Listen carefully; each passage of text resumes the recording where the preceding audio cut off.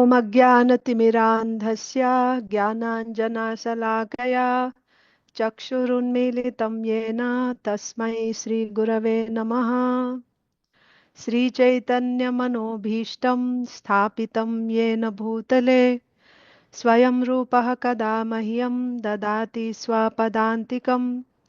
वन्देऽहं श्रीगुरो श्रीयुतापदकमलं श्रीगुरून् वैष्णवांश्च श्रीरूपं साग्रजातं सहगणरघुनाथान्वितं तं सजीवं साद्वैतं सावधूतं परिजनसहितं कृष्णचैतन्यदेवं श्रीराधा कृष्णपादान् सहगणललिता श्रीविशाखान्वितांश्च नमो ॐ विष्णुपादाय कृष्णप्रेष्ठाय भूतले श्रीमते भक्तिवेदान्ता स्वामिन्निति नामिने नमस्ते सारस्वते देवे गौरवाणी प्रचारिणे निर्विशेषा शून्यवादी पाश्चात्यदेशतारिणे वाञ्छाकल्पतरुभ्यश्च कृपा सिन्धुभ्य एव च पतितानां पावनेभ्यो वैष्णवेभ्यो नमो नमः। जय श्री कृष्ण चैतन्य प्रभु नित्यानंद श्री अद्वैता गदाधर श्रीवासादि गौरभक्तवृंद। हरे कृष्णा कृष्णा कृष्णा हरे हरे, हरे Ram Ram Ram Hare Hare. Hare Krishna, dear devotees, welcome to Shastra Pramana course. This is the 6th session. We are halfway through the course, completed 5 sessions out of 10. I want to give a recap of what we have done so far, the direction in which we are going, for the benefit of everyone, actually, for those who have joined late, and also repetition is always good, right? When you repeat something again and again, it becomes nicely set inside. While I'm opening my OneNote, in 18th chapter of Bhagavad Gita, Krishna tells Arjun, after speaking the entire Bhagavad Gita, finally Krishna says, my dear Arjun, I'm going to speak whatever I have told you so far. I'm going to summarize everything and tell you one more time. Why? Because you're very dear to me. So like that, let us revise. If Krishna is doing that, being his devotees, being his uh, followers, we should follow in his footsteps. So let us revise what we have done so far, and then we will move on. Today is session 6.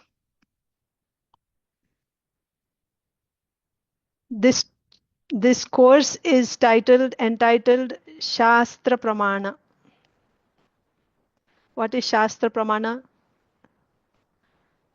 Shastra Pramana means scripture is the evidence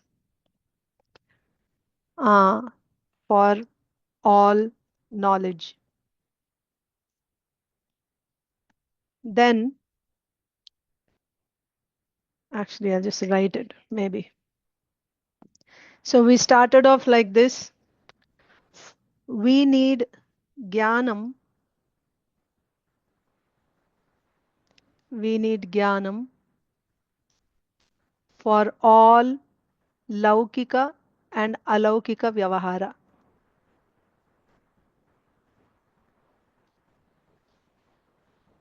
We need jnanam for all laukika and alaukika vyavahara.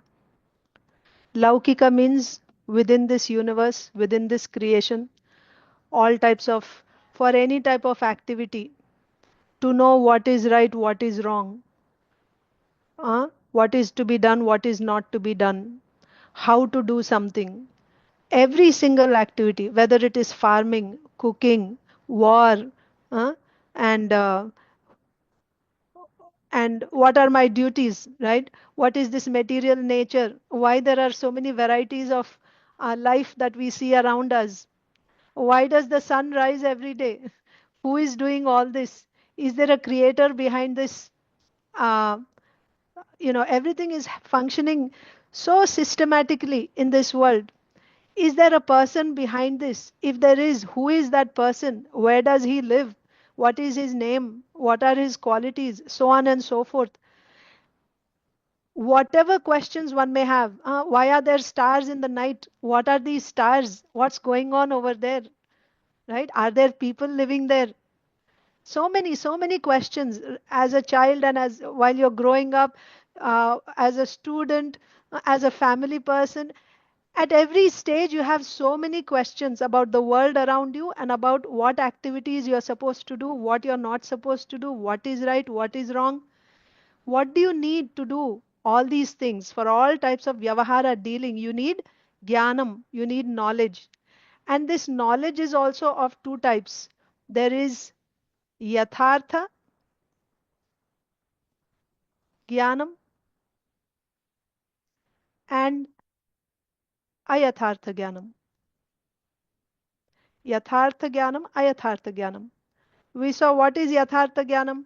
To know a thing as it is, or to get knowledge about something for what it actually is.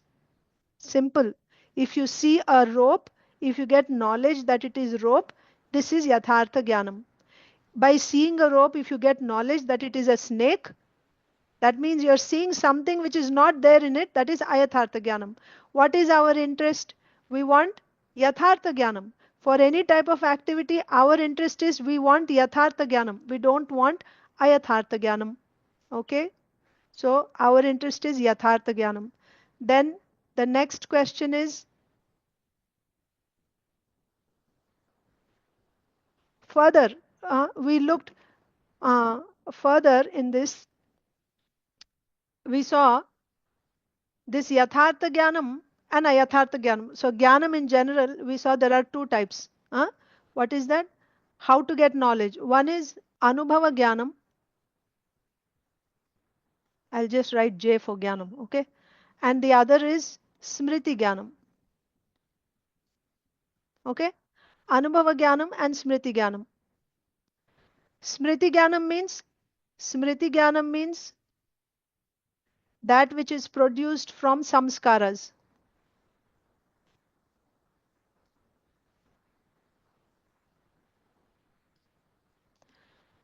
Then samskaras, they are formed from anubhava. They are coming from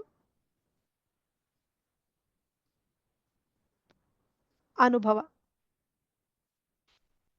That means this smriti jnanam is also rooted in anubhava jnanam. Yes? I hope I'm not confusing you. Jnanam is two types, anubhava jnanam and smriti jnanam. Smriti jnanam is coming from samskaras. Actually, I'll write like this.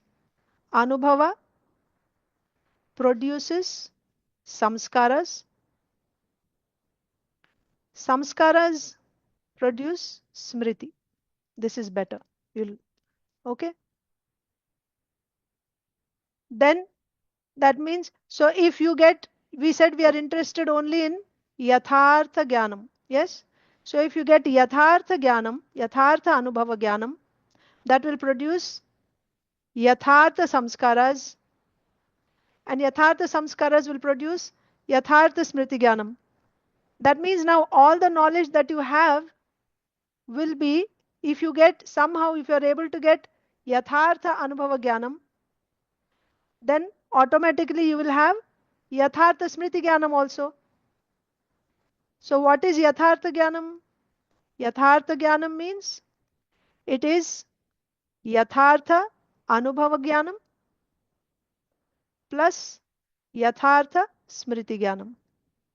Okay? Yathartha anubhava jnanam plus yathartha smriti jnanam is yathartha jnanam. If you have yathartha jnanam, you will be able to take care of all types of dealings within this world and outside this world also. All your questions. For example, if you say outside this world, what is outside this world? You want to know uh, who is God. Okay?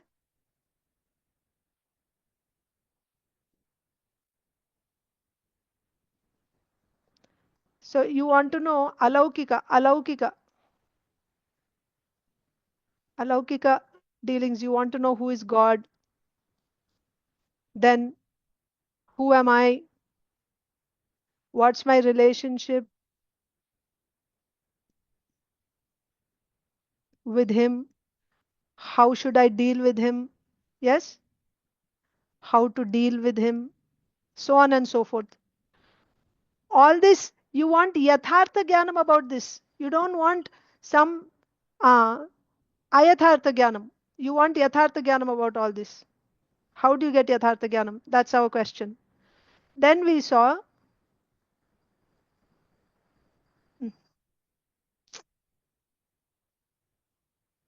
then we saw there are 10 ways to get yathartha anubhava jnanam. 10 ways to get yathartha anubhava jnanam. Okay?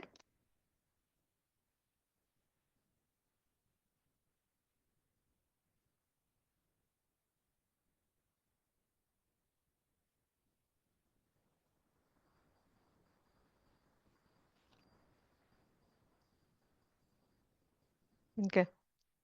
10 ways to get yathartha anubhava jnanam. What are the 10 ways we said? 10 ways are also good. Then we also saw what is prama, what is pramana, what is pramata,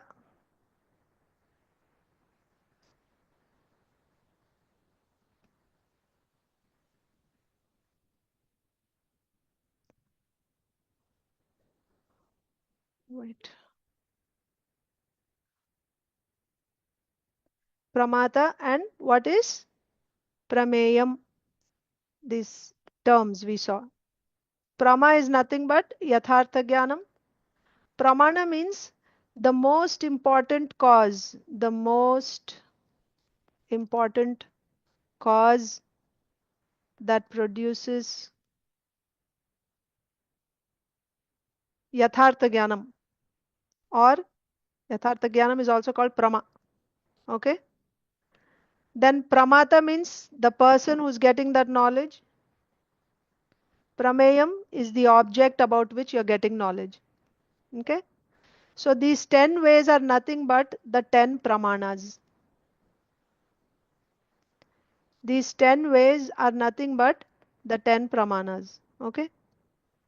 Now what are these 10 pramanas? We listed them as pratyaksha pramana, anumana pramana, shabda pramana, and also upamana pramana, arthapatti. Then we said there's also arsha, aitihya. We said anupalabdhi, sambhava, and cheshta. How many? 1, 2, 3, 4, 5, 6, 7, 8, 9, 10. 10 ways. Okay? 10 ways.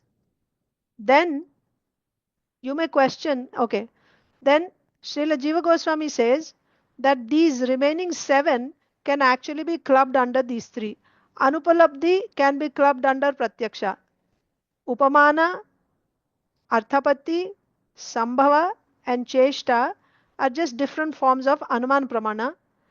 Arsha and Aitihya are different forms of Shabda Pramana. So even though there are 10 ways of getting Yathartha Jnanam, actually these 3 are sufficient. If you studied these 3 types of Pramanas, then you get knowledge about, if you study these 3, That covers everything. All 10 are covered. If you study these three, all 10 are covered. Okay? Then you may question here, then why do we even have these 10? If three are sufficient, why we have 10? You may get that question. Because there are uh, different Vedic philosophies. Okay, there are six philosophies or darshanas, and also you have the atheists who don't follow the Vedas, atheist or Charvaka philosophy. So each of these accept. So what is a pramana? We said pramana means that the most important cause which produces knowledge. Everyone needs knowledge. Everyone needs knowledge. Whether for dealings within this world or outside this world, you need knowledge. Where are you taking your knowledge from? That means, what is your pramana that is giving you knowledge? Each of these are accepting certain pramanas for their knowledge according to their philosophy. Let's take, for example, Charvaka, the atheist, they accept only Pratyaksha Pramana. Only Pratyaksha Pramana. For them, that is their Pramana. Like that, we have other six philosophies. I mean, those are the main philosophies, six philosophies. Each of them is accepting, you know, one, two, three, four of these Pramanas. Okay? But Srila Jiva Goswami said that he is not rejecting these Pramanas. But if you study these three, it includes all the others. You don't have to separately study each of these. That's how we have consolidated these 10 pramanas. So what are these 10 pramanas? Whatever knowledge there may be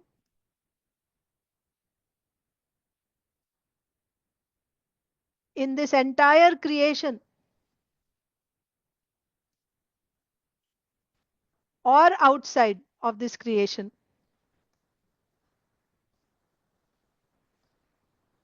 can be gotten through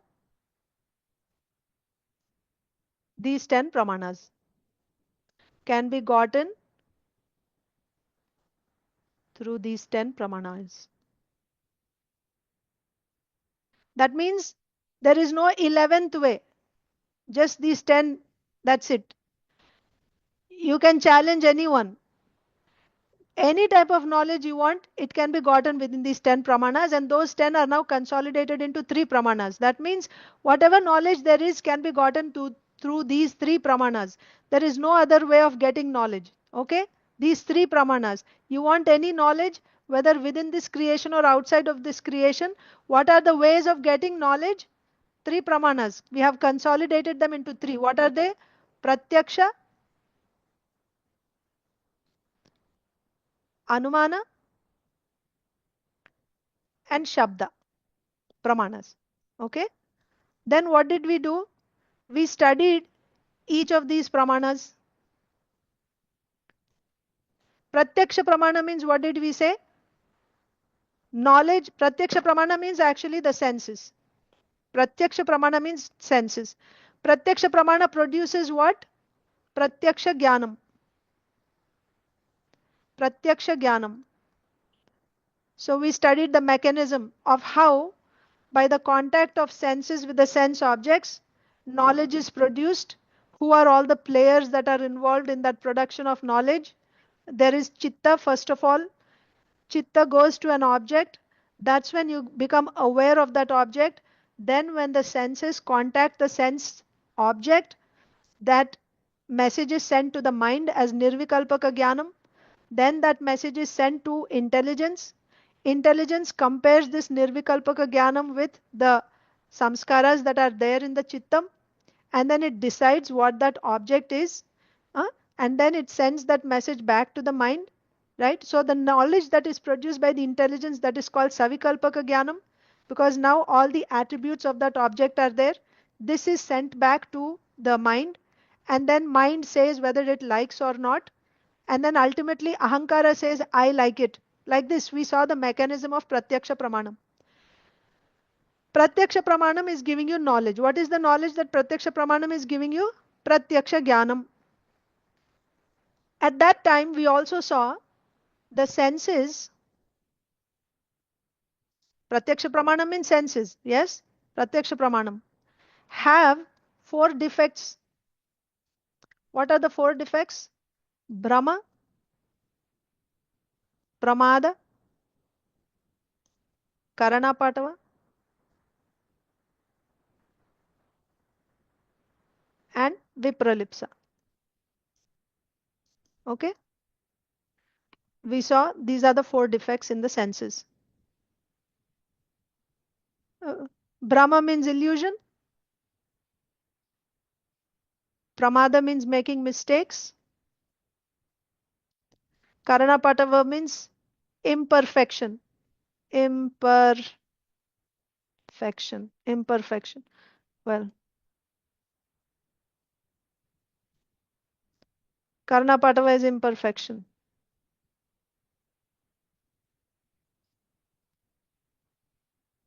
And Vipralipsa means cheating. These are the 4 defects. Pratyaksha Pramana means senses. The senses themselves have these 4 defects. And the knowledge which is produced from such defective pramana is also, you can always expect it will give you defective knowledge. Not that it is always giving you defective knowledge, but you can be certain at some point it will give you ayathartha jnanam. Defective knowledge means what? Ayathartha, not real knowledge. So therefore, pratyaksha pramanam is not going to give us yathartha jnanam all the time. It's not going to give us yathartha jnanam all the time. Yes? Then we also saw Anumana Pramanam. Anumana Pramanam means inference. Inference. You remember Anumana Pramanam? By your observation in this nature between 2 objects, where one object is acting as the cause and the other one as an effect, you form a rule in your mind. The rule is called Vyapti Jnanam.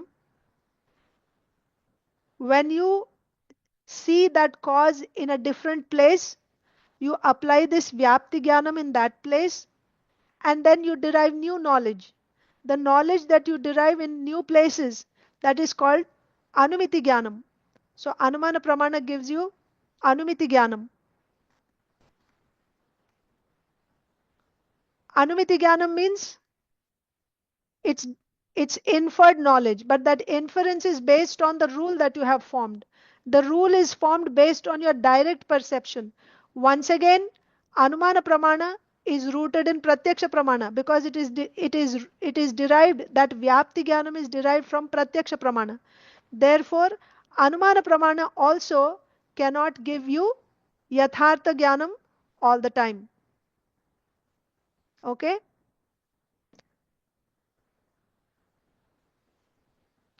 What was our search in the beginning? We want Yathartha Jnanam. After we studied the 10 Pramanas, we said that we want that Pramana, we want that Pramana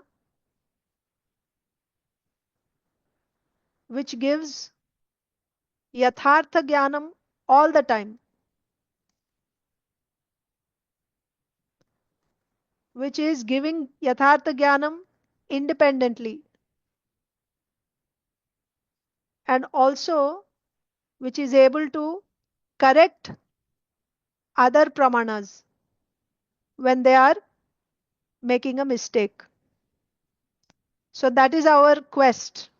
We are looking for that pramana which will give only yathartha jnanam, which will give only yathartha jnanam, not sometimes yathartha, sometimes ayathartha. It should give only yathartha jnanam all the time, and it should give yathartha jnanam independent of other pramanas.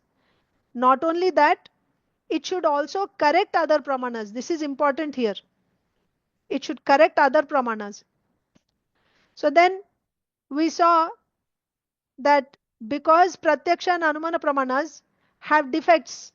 Yes, because Pratyaksha and Anumana Pramanas have defects. Why they have defects? Because Pratyaksha Pramana means senses. Senses inherently have defects. So therefore the knowledge produced will also be not stable. Anumana Pramanam is also rooted in Pratyaksha Pramanam. That Vyapti is coming from Pratyaksha Pramanam. Pratyaksha Pramanam means senses. Senses have defects. Therefore, the knowledge produced by Anumana Pramanam is also not stable in giving yathartha jnanam. Of course, we have also considered here in Pratyaksha Pramanam we saw there is Vaidusha Pratyaksham which gives yathartha jnanam all the time. And in Anumana Pramanam also we saw Anumana Pramanam rooted in a non-defective. That means when your Vyapti is coming from, not from Pratyaksha Pramana, but your Vyapti Jnanam, that rule is coming from Shabda Pramana. The other day, Prabhuji had given the example of how from Shastra there is a rule that bhakti comes only by the association of devotees. This is a rule which is given in, it's a non-defective source. It's coming from Shastra. The rule is bhakti can come only from association of devotees. You cannot get bhakti in any other way. The only way you can get bhakti is through association of devotees. So now, when you, this Vyapti Jnanam, right, this rule, when you apply and you infer knowledge about any particular person, when you see someone is a devotee with all the symptoms of a devotee, your inference will be this devotee got association of devotees. This devotee got mercy of devotee. You can infer. Is that inference without defects? Yes. Is that inference yathartha jnanam? Yes. So Anumana Pramanam, which is rooted in non-defective Shabda, will also give you yathartha jnanam. Similarly, Vaidusha Pratyaksham will also give you yathartha jnanam. I'll take questions after some time, Mataji. Please note down. Otherwise, I'll lose my flow.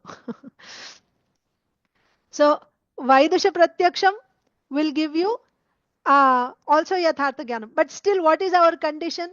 One more condition is there. It has to be independent, isn't it? It should not depend on other pramanas. The second condition here. It should not depend on other pramanas. Anumana Pramanam is rooted in non-defective Shabda. That means it is depending on another Pramanam to give yathartha jnanam. And Vaidusha Pratyaksham is giving yathartha jnanam, but it is also depending on non-defective Shabda to validate, to tell us who is that Vidusha that we can trust, whose Pratyaksham is giving yathartha jnanam. How can we know? Who's going to tell that?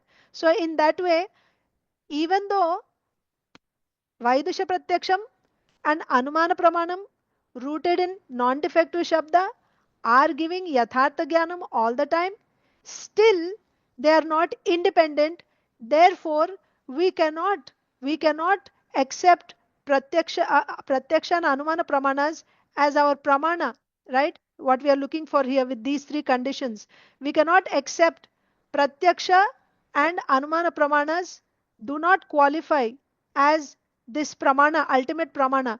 Pramana for what? Pramana means it is the cause that gives us the most important cause for giving us knowledge. Knowledge about what? About everything. Laukika, alaukika, within this world, outside this world. We want answers for all questions. Who is that Pramana? So what are we left with? We had Pratyaksha, Anumana and Shabda. The last one we are left with is Shabda Pramana. Now, we also discussed what is Shabda Pramana. Shabda means, we said, Apta Vakyam, right? It is an authoritative statement. So here, I'll just write here. Shabda means, actually, I'll just write here. Okay. So now we are looking at Shabda. We already looked at Pratyaksha and Anuman Pramanas and we saw why they cannot be that ultimate Pramana because they have defects in them. Now Shabda Pramana. Shabda Pramana means what? We said Shabda Pramana means it is Apta Vakyam.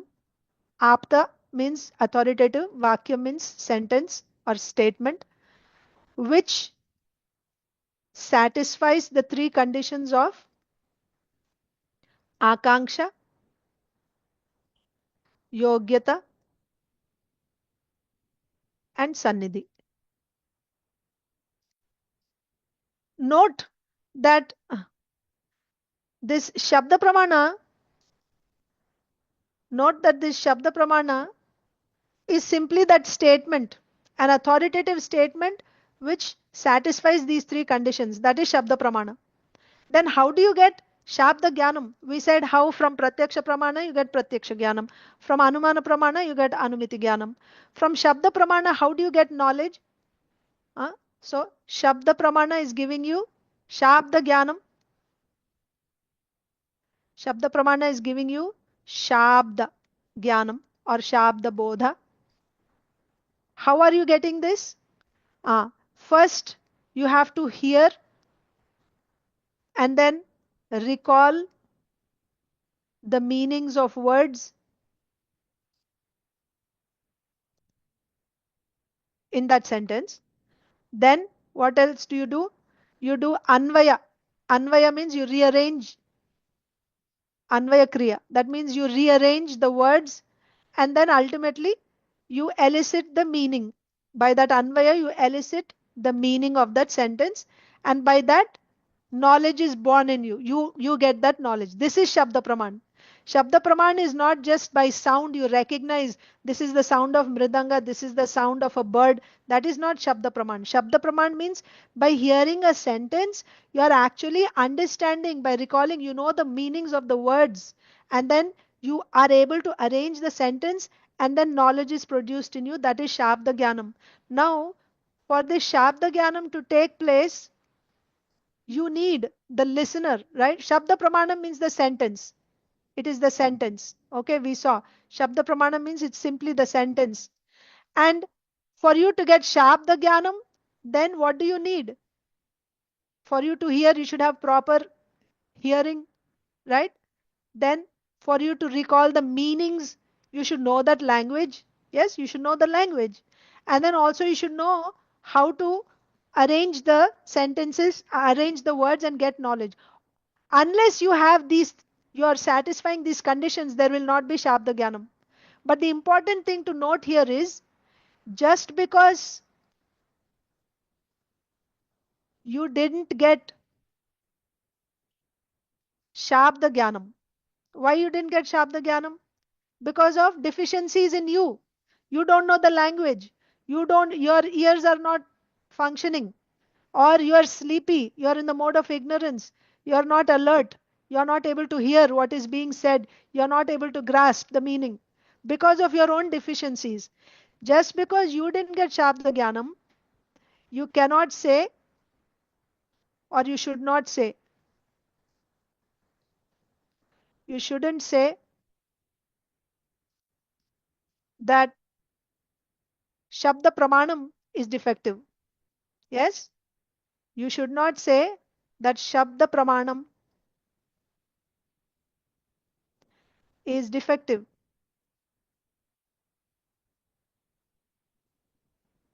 You shouldn't say that Shabda Pramanam is defective. Even if you didn't understand, even if Shabda Jnanam did not take place in you, still Shabda Pramanam is without defects. Shabda Pramanam is authoritative. But can you also have defective Shabda? Question. Can we have defective Shabda? Well, if it is defective, you cannot call it Pramana. Pramana means it has to give you only yathartha jnanam. Yes, you can have. When can you have defective Shabda? Shabda means what? Statements, sentences. When the sentences are rooted in Pratyaksha Pramanam, Anumana Pramanam, means because Pratyaksha Anumana have defects in them, four defects, then these sentences will also have defects. When sentences are rooted in Pratyaksha Pramanam, Anumana Pramanam, then the Shabda is also Defective. Shabda is defective. If Shabda is defective, what kind of jnanam will it produce? Ayathartha jnanam. If Shabda is defective, it will produce Ayathartha jnanam. Okay? Shabda Pramana, if Shabda Pramana is rooted in Pratyaksha and Anumana Pramanam, I'll give you an example. Shabda Pramanam rooted in Pratyaksha Anumana Pramanam means, now I am telling you a sentence. I am telling you a sentence. And I'll also give you some examples of defective and non-defective Shabda. Defective Shabda example is sun rises in the north. The sun rises in the north. I am speaking this sentence. Why I am speaking this sentence? Let's say to a small child, I am telling, because I want to cheat that child, I am telling wrong. I am giving wrong information. Okay? Why? Because of that cheating tendency in me. Right? That is the defect. Because of cheating tendency, I am giving wrong knowledge to someone. I am saying sun rises in the west. This is also a sentence. Is this sentence defective? Yes. Will it produce ayathartha jnanam? Yes. Whereas sun rises in the east is yathartha, is a non-defective shabda. Himalayas have snow. What is himam? Himam means snow. Alaya means house. Himalaya means the house or the place which has snow. Himalaya. Similarly, you can say Granthalaya. Grantha means what? Books. Granthalaya means the place where you will find books. Or you can say Ratnagara. Ratna means jewels. Agara means a mine of jewels. So these statements, if you say Ratnagara has jewels, it will always give this right knowledge. Himalaya has snow, it will always give right knowledge. Sun rises in east will always give right knowledge. So these statements are called non-defective Shabda. There are no defects in these statements. Okay. Finally, we are coming to what we discussed in the last class.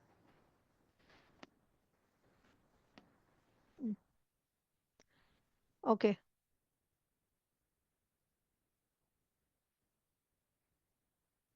Okay. So we said, can we have defective Shabda? Yes. Shabda can be defective. Shabda can be defective. If there is, if it is rooted in Pratyaksha Anumana Pramanas, then Shabda can be defective. Now the main question is, can Shabda be non-defective?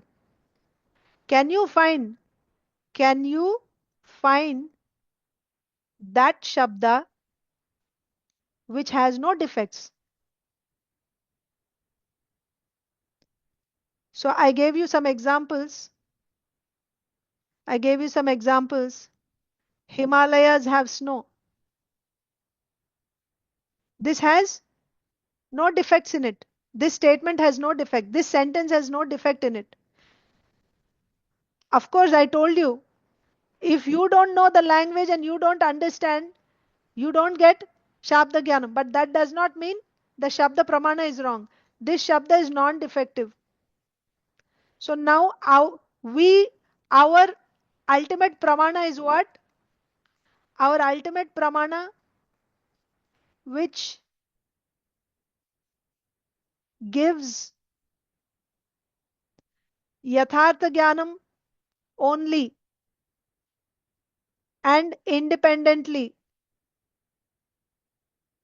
and also which corrects other pramanas is what? What is that? Non-defective Shabda. Non-defective Shabda. That's how we have arrived at non-defective Shabda. We want only one king, right? For all our purposes, for all knowledge, we want to go to one source. After eliminating others because of the defects that they have, we have arrived at the ultimate pramana, which is Shabda Pramana, and even that Shabda Pramana which does not have these four defects. Now you may ask, what is that? We don't know yet. We are assuming, we are as oops, we are assuming that there must be, that let's say there is a non-defective Shabda Pramana. We are assuming at this stage. Now here one more question can arise. Can you also assume that there is non-defective Pratyaksha Pramana? Can you assume that there is non-defective Anumana Pramana?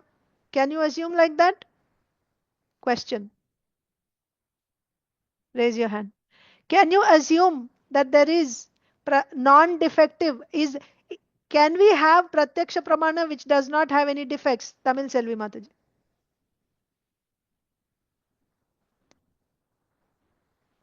Unmute Mataji. Sometimes this Pratyaksha Pramana and Anumana Pramana can give yathartha jnanam sometimes. No, but we already set the standard, no? For we said it should give yathartha jnanam all the time. It should give always. Yeah. You asked, no, yathartha and Pratyaksha and Anumana can give. Sometimes it can give yathartha jnanam. Mataji, yes, I'm saying now we are assuming for Shabda, we are assuming there is that Shabda it should be which always. will give always Yathartha Jnanam. We are assuming. Yeah. Can you also assume like that for Pratyaksha Pramana that it will always give? No, Is it possible? No. Why? Because of senses. Defective senses. Correct. Because the senses themselves are defective, then how you can get, right? It is not possible. Pratyaksha Pramana means senses. The senses themselves have defects. So it is not possible to have Pratyaksha Pramana which is, we cannot even assume that there is a Pratyaksha Pramana which has no defects. Like we are assuming the Shabda, non-defective Shabda. You cannot assume non-defective Pratyaksha, not possible. Of course, Vaidusha Pratyaksham is non-defective, but I said that is dependent. Similarly, Anumana Pramana. Okay, next question. Can you assume that there is Anumana Pramana which has no defects? Can you assume, like Shabda Pramana, can you assume Anumana Pramana which has no defects? Which will give no defects, that means it will give Yathartha Jnanam all the time, independently, and it is able to correct others. Can you assume, Vatsala Mataji? Unmute Mataji.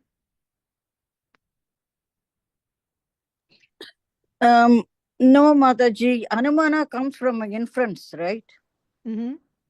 So Pratyaksha, which is defective. This Anumana can be also defective, right? How, Mataji? The inferences, we can be misled because of our thoughts. We are comparing something that it may not be true. Yeah, because there is defects there also. Yes. Yeah, with the examples you showed us, you know, like somebody seeing a head, right? The scarecrow or something. Can we say that or no? Well, that was we discussed that with reference to Pratyaksha Pramana. Today we are going to cover Anumana Pramana. That was with so Pratyaksha Pramana means direct perception. Anumana Pramana means inference. So yes, Mataji. So yeah, here even the direct perception, because of the senses, something then can be misled, right? It will be defective. Of course, that we said already. Tamil Selvi Mataji said that Pratyaksha Pramana, you cannot assume that Pratyaksha Pramana without defects is possible. Like that, you cannot even assume because the senses themselves have defects. Now, the next question is, can you assume that there is some Anumana Pramana which can be without defects? That is the question. For me, I think right now, I think it is no. No. Okay. Thank you. Next, Vidya Saraswati Mataji. Unmute Mataji.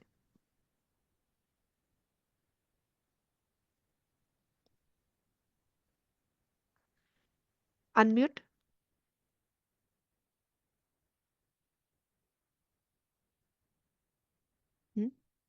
Not able to unmute?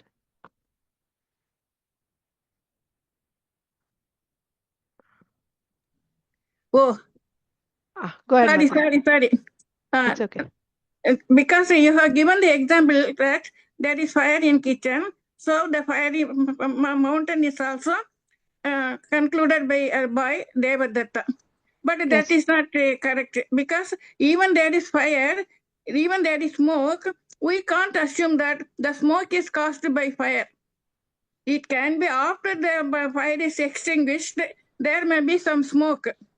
Very nice. When the rain falls, the fire is put out, then there is smoke. But the boy assumes that there is fire, there is smoke because there is fire. So even Anumana Pramanam is also not perfect. It is also defective. Very Anumana good. may be defective, so Pramanam is also defective. Correct. Very nice. So yeah, so you can have Brahma even in the case of Anumana Pramana.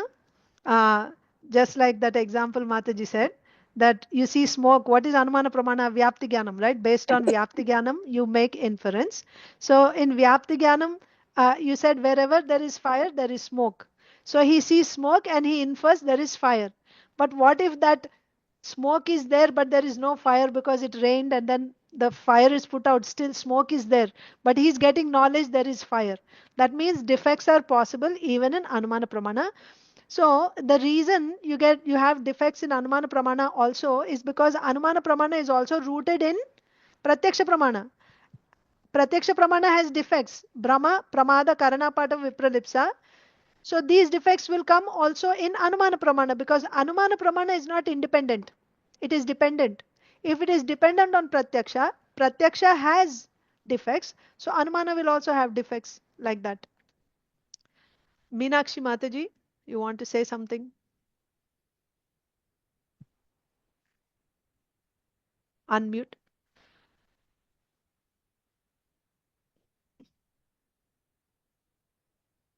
Oh, you're not able to unmute.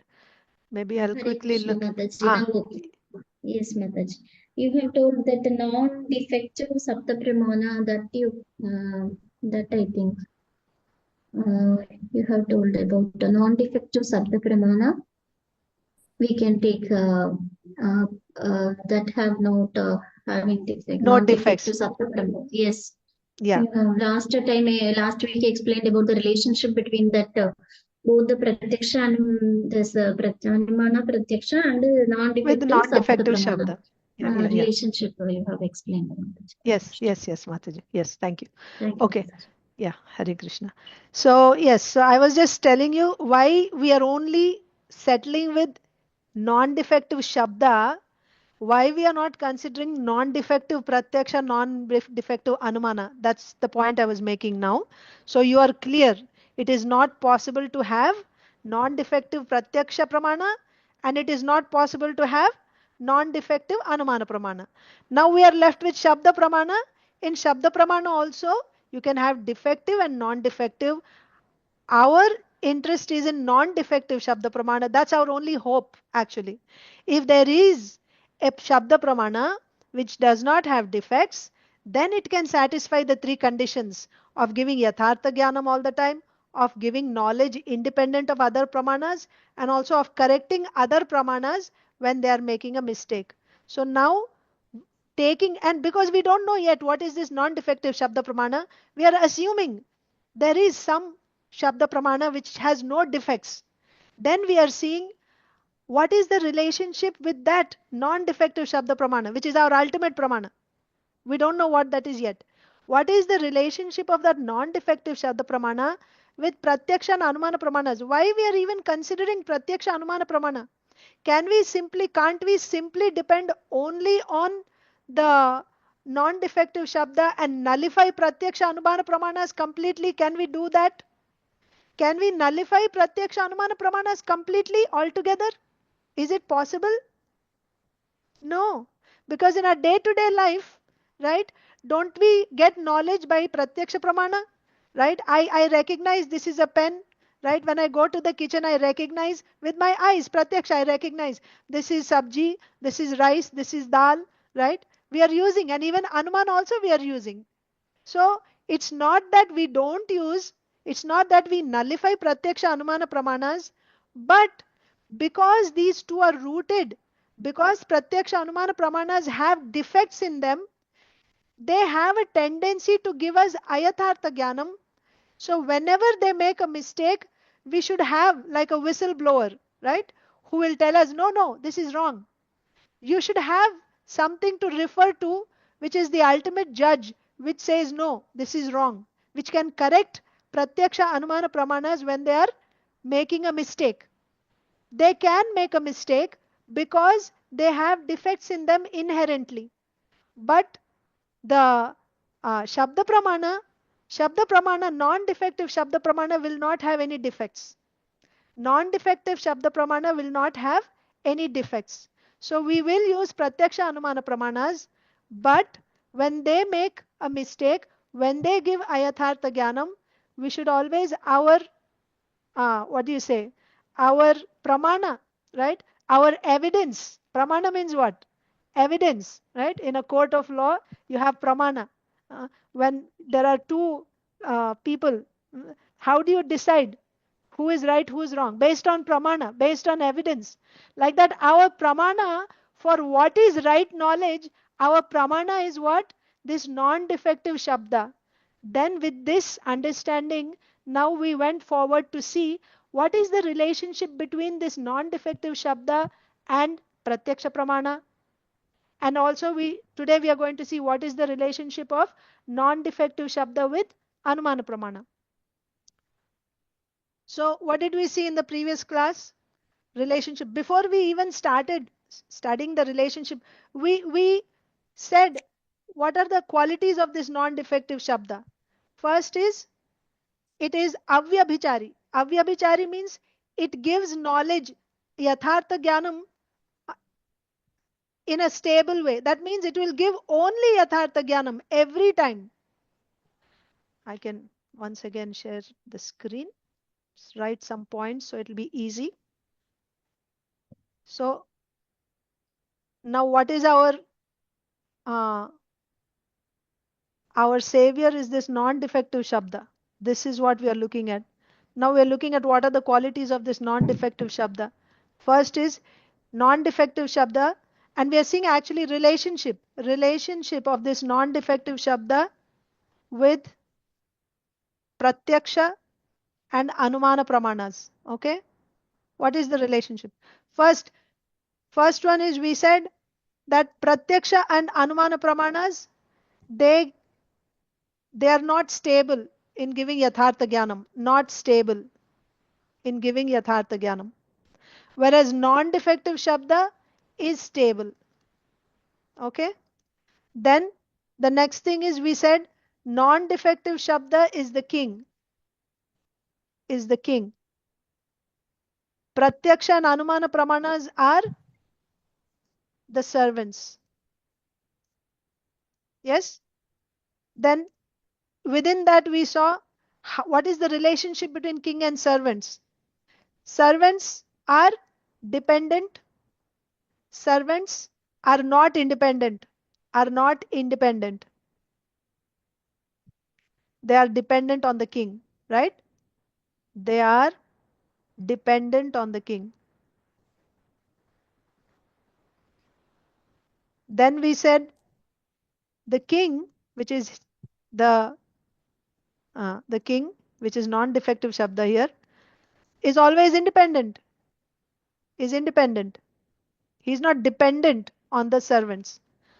Third one is we said the servants serve the king according to their capacity.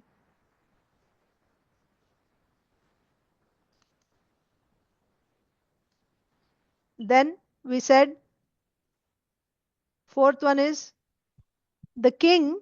In this case, what is the king? Non-defective shabda, right? The king overrules the servants. Servants are what? Pratyaksha Anumana Pramanas. Then servants cannot oppose the king. And finally, king can reach those objects which cannot be reached by the servants.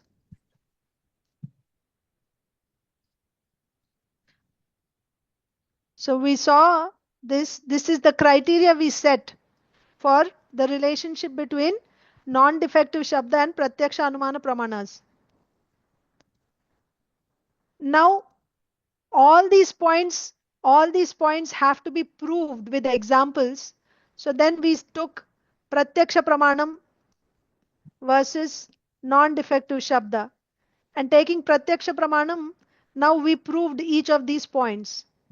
Now you tell me, what is the example that we took to say that Pratyaksha Pramanam is not stable in giving yathartha jnanam? You will have to hurry up because I also have to cover Anumana Pramanam today.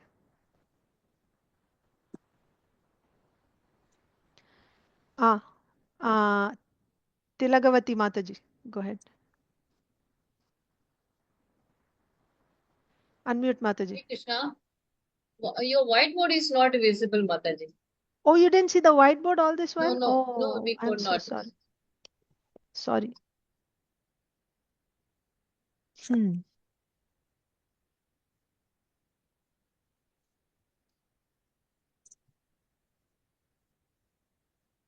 Now you're seeing the whiteboard?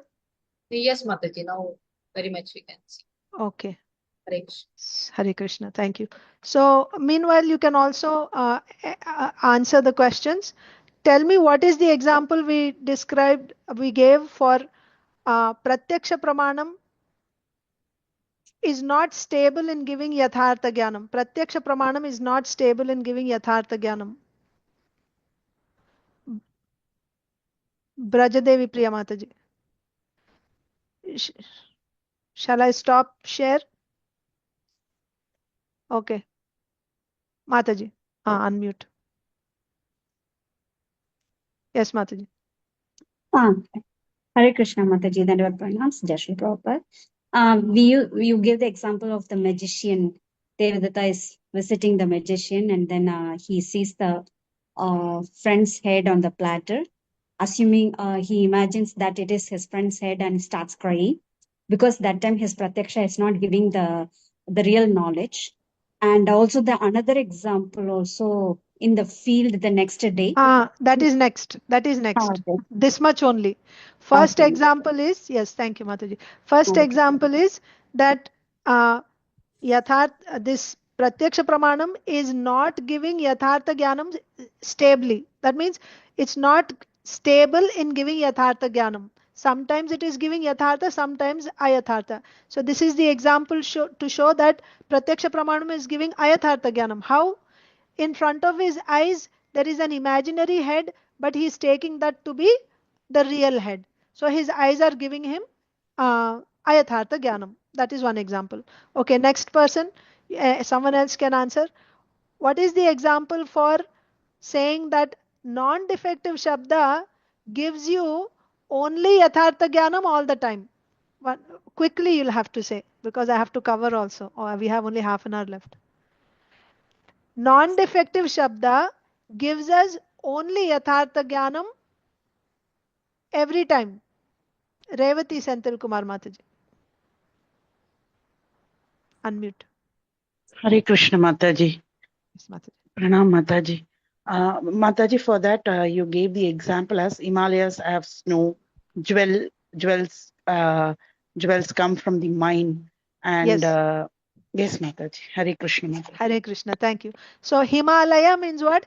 Himalaya. Himalayas have snow. It is self-descriptive. Himalaya itself means it's a place where there is snow. Ratnagara means place where there are ratnas, where there are jewels, right? These are non-defective statements. Anyone who hears this knowledge, provided all his ears are good and he knows the language, he will get the same knowledge. Very good. Next, now we said non-defective Shabda is the king and Pratyaksha Pramana is the servant. For this, the first point was that Pratyaksha Pramana cannot give knowledge independently. Pratyaksha Pramana depends on non-defective Shabda to give yathartha jnanam. What is the example for this? What is the example we discussed? Someone else. I want others also. Please participate. What is the example? Kalyani Mataji, go ahead. What is the example to say that Pratyaksha Pramana depends on non-defective Shabda to give Yathartha Jnanam? Yes, Mataji.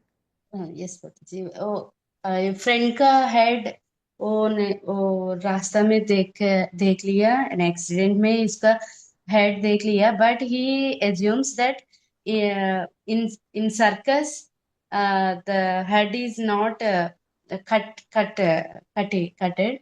So now also it is false. He think like that. Even he saw his friend's head on the road, but he thought that it is not correct. But another person tells that no, this is real accident and your friend dead. Then only he accepted it as a true. Yes, Mataji. This is So the example. Akashvani said, when he said, Devadatta, this is your friend's head only. At first he was thinking, this is also imaginary. But Akashvani said, this is your friend. Then he got knowledge, right? That he was under illusion, right? His what do you say, Pratyaksha Pramana was under Brahma. Under illusion, he is thinking that this is not my friend's head. This is imaginary. But that Brahma is removed by this Akashvani, which is acting as non-defective Shabda. So he got real knowledge not by Pratyaksha but by hearing from Akashvani. Then his Pratyaksha is producing real knowledge, Yathartha Jnanam. Yes, thank you, Mataji. Next. So next question will be prove that or give an example to show that non-defective Shabda is giving knowledge independently. Shampriya Mataji. Unmute Mataji. Yeah. Hare Krishna, Pranam Mataji. Actually, previously I raised my hand to say that please share the screen. So that's why I raised my hand. Okay. In the example that you gave in the previous class, that some 10 persons swam across the river, and then they reached the other end of the shore, they found that there were only 9 persons. So they again counted, and they found that there were 9 only. Then a wise person was going there, and then he said that, what's happening? Why are you lamenting? They said that we were 10 and now there are 9 only. So the wise person said, someone that you count again. Then they count again, then it was 9, and the wise person immediately pointed that you are the 10th one. Dasama tvamasi. You are the 10th one. So that the statement of that wise person had dispelled the illusion of everybody, and that knowledge that the wise person gave, it's independent. It was not dependent on that. இன்னைக்கு ஒரு கேள்வி கேட்டா அதுக்கு நான் பதில் சொன்னேன்.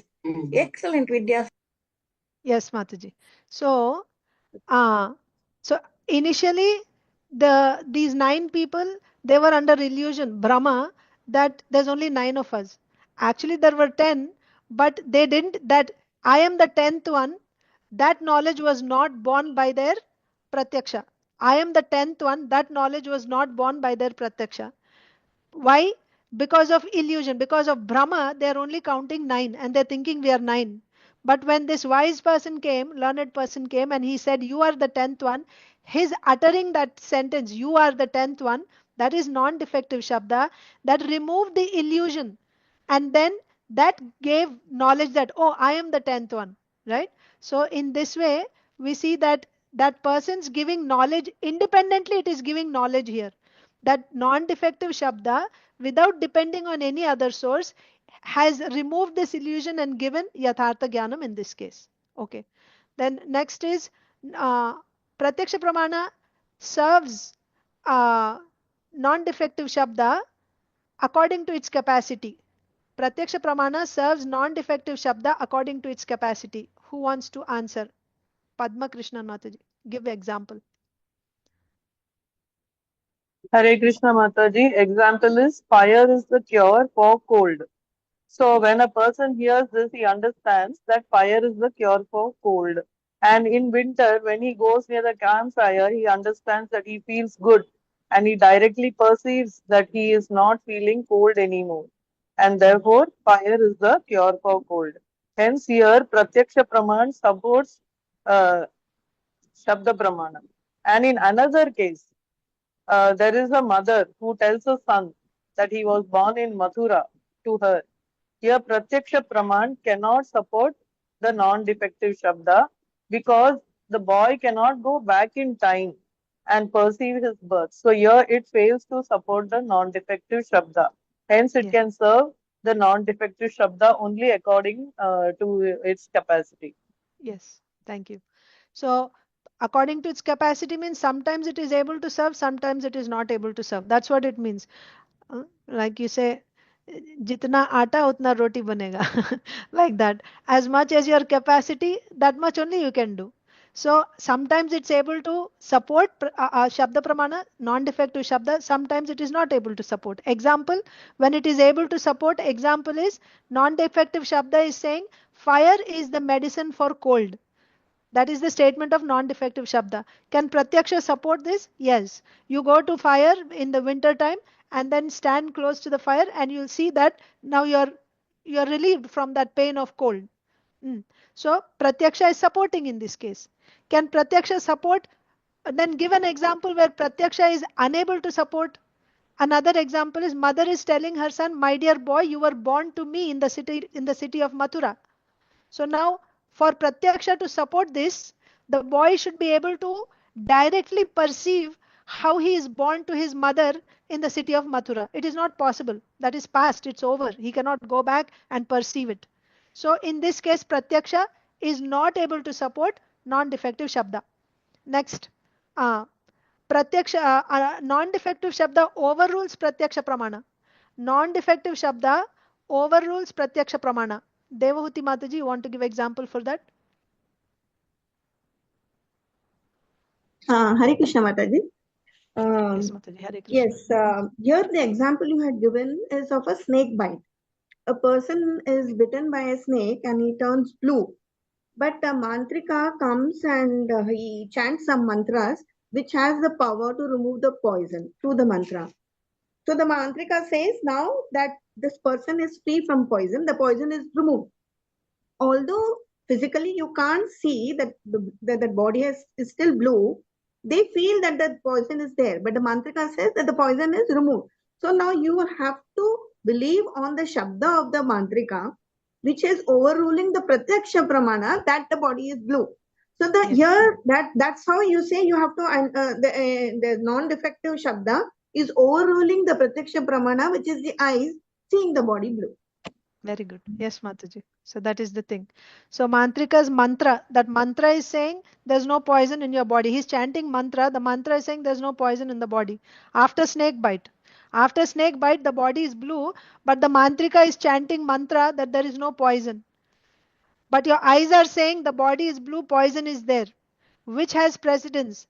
The non-defective Shabda has precedence. That means it is overruling Pratyaksha. Very good. Okay. And then last is, two more are there. Non-defective Shabda, I'm sorry, the Pratyaksha Pramana cannot oppose non-defective Shabda. Pratyaksha Pramana cannot oppose non-defective Shabda. Example? Quickly, nobody is raising. Someone else, someone who has not answered before, or I'll call on you. I will just pick any name. If you don't raise your name, I'll ask. Bhargavi Mataji, please tell me. Unmute. Unmute. Yeah. Hare Krishna Mataji, Dandavat Pranam. I joined today, Mataji. I'm new to these words also. I'm noting everything. Tomorrow I can. Okay. No problem. Thank you. Hare Krishna. All right. So who else? Someone who didn't answer before. Sheila Rohidas Mataji. Go ahead. And next one, Suchitra Mataji will answer. Okay. Where are you? Raise your hand. I cannot see you. Sheila Mataji. For me to unmute you, you have to raise your electronic hand. Sheila Mataji, raise your hand. Electronic hand. I cannot see you. Okay, yeah, 1 sec. Unmute. Please unmute. Pratyaksha Pramana cannot oppose non-defective Shabda. Example. Unmute. Hare Krishna Mataji. The non-defective Shabda states that the ashes of the gold are sticky. So by this statement, by touching, that is the Prataksha Pramana, the ashes of the gold, it is found that it is sticky. So one gets the knowledge that ashes of gold are sticky in true sense. Hence, Prataksha Pramana cannot oppose the Prama. Yes, like Hare that. Krishna. Hare Krishna, thank you. So that is the thing. So non-defective Shabda is saying the ashes of gold are sticky, and by Pratyaksha Pramana, when you actually burn gold, you will see the ashes are sticky only. It cannot give any other result. It cannot produce a knowledge different from what a non-defective Shabda is producing. Non-defective Shabda is producing the knowledge that the ashes of gold are sticky. Pratyaksha Pramana will also give the same knowledge. It cannot give a knowledge which is contrary to what is given by non-defective Shabda. Suchitra Sarvapriya Mataji, please give example for non-defective Shabda can reach those objects which cannot be reached by Pratyaksha Pramana. Hare Krishna Mataji, Sada Pranam. Pranam. Am I audible? Yes, yes. Go ahead, Mataji. Yes, Mataji. The influence of Graha, planets, on the people can't be perceived directly. But non-defective Shabda, like astrologer, by the science of astrology, one can understand that how the planets are influencing people. Correct. Yes, thank you. So Jyotisha Shastra is a non-defective Shabda. So by this Jyotisha Shastra, you can understand how the planets are influencing people. But by your direct perception, you cannot see how this particular planet is influencing my life. I cannot perceive directly. But through Jyotisha Shastra, I can understand. In this way, we see that non-defective Shabda can reach those objects which cannot be reached by Pratyaksha Pramana. So with that, we completed this discussion. There's 2 more points to be discussed here. Okay, let me quickly go over the chat. Sometimes we read Shastra and if understood perfectly also, we remember something wrong like we had understood it clearly. But for remembering, sometimes we say something wrong. Smriti. Any example? Priya Mataji, maybe we can discuss questions at the end if you don't mind, because that will take more time. I want to just cover this. We should cover something today also, right? So questions after 8:30. Okay, I have the questions in the chat. We will address them later. So now we saw Pratyaksha Pramana is dependent on, we saw the relationship between Pratyaksha Pramana and non-defective Shabda. Now, if somebody says, you're saying that Pratyaksha Pramana cannot be accepted as our ultimate Pramana, we cannot, because Pratyaksha Pramana is not giving yathartha jnanam all the time. So someone is proposing that my Pratyaksha Pramana is giving me some Brahma. Okay, Brahma means illusion. But it is not necessary that all the people are going to have the same illusion all the time. For example, I may see a rope and I may think it is a snake. But my mother may come and tell me, oh no, that is not a snake, it is a rope. Her eyes are not under illusion. It is possible, isn't it? It happens. Quite often it happens. Now, the proposal here is let all the people of this world come together and they will, even if one person is making a mistake, other person will not make mistake. So let everyone's pratyaksha be taken into consideration and finally we'll come to a judgment about an object, what that object is.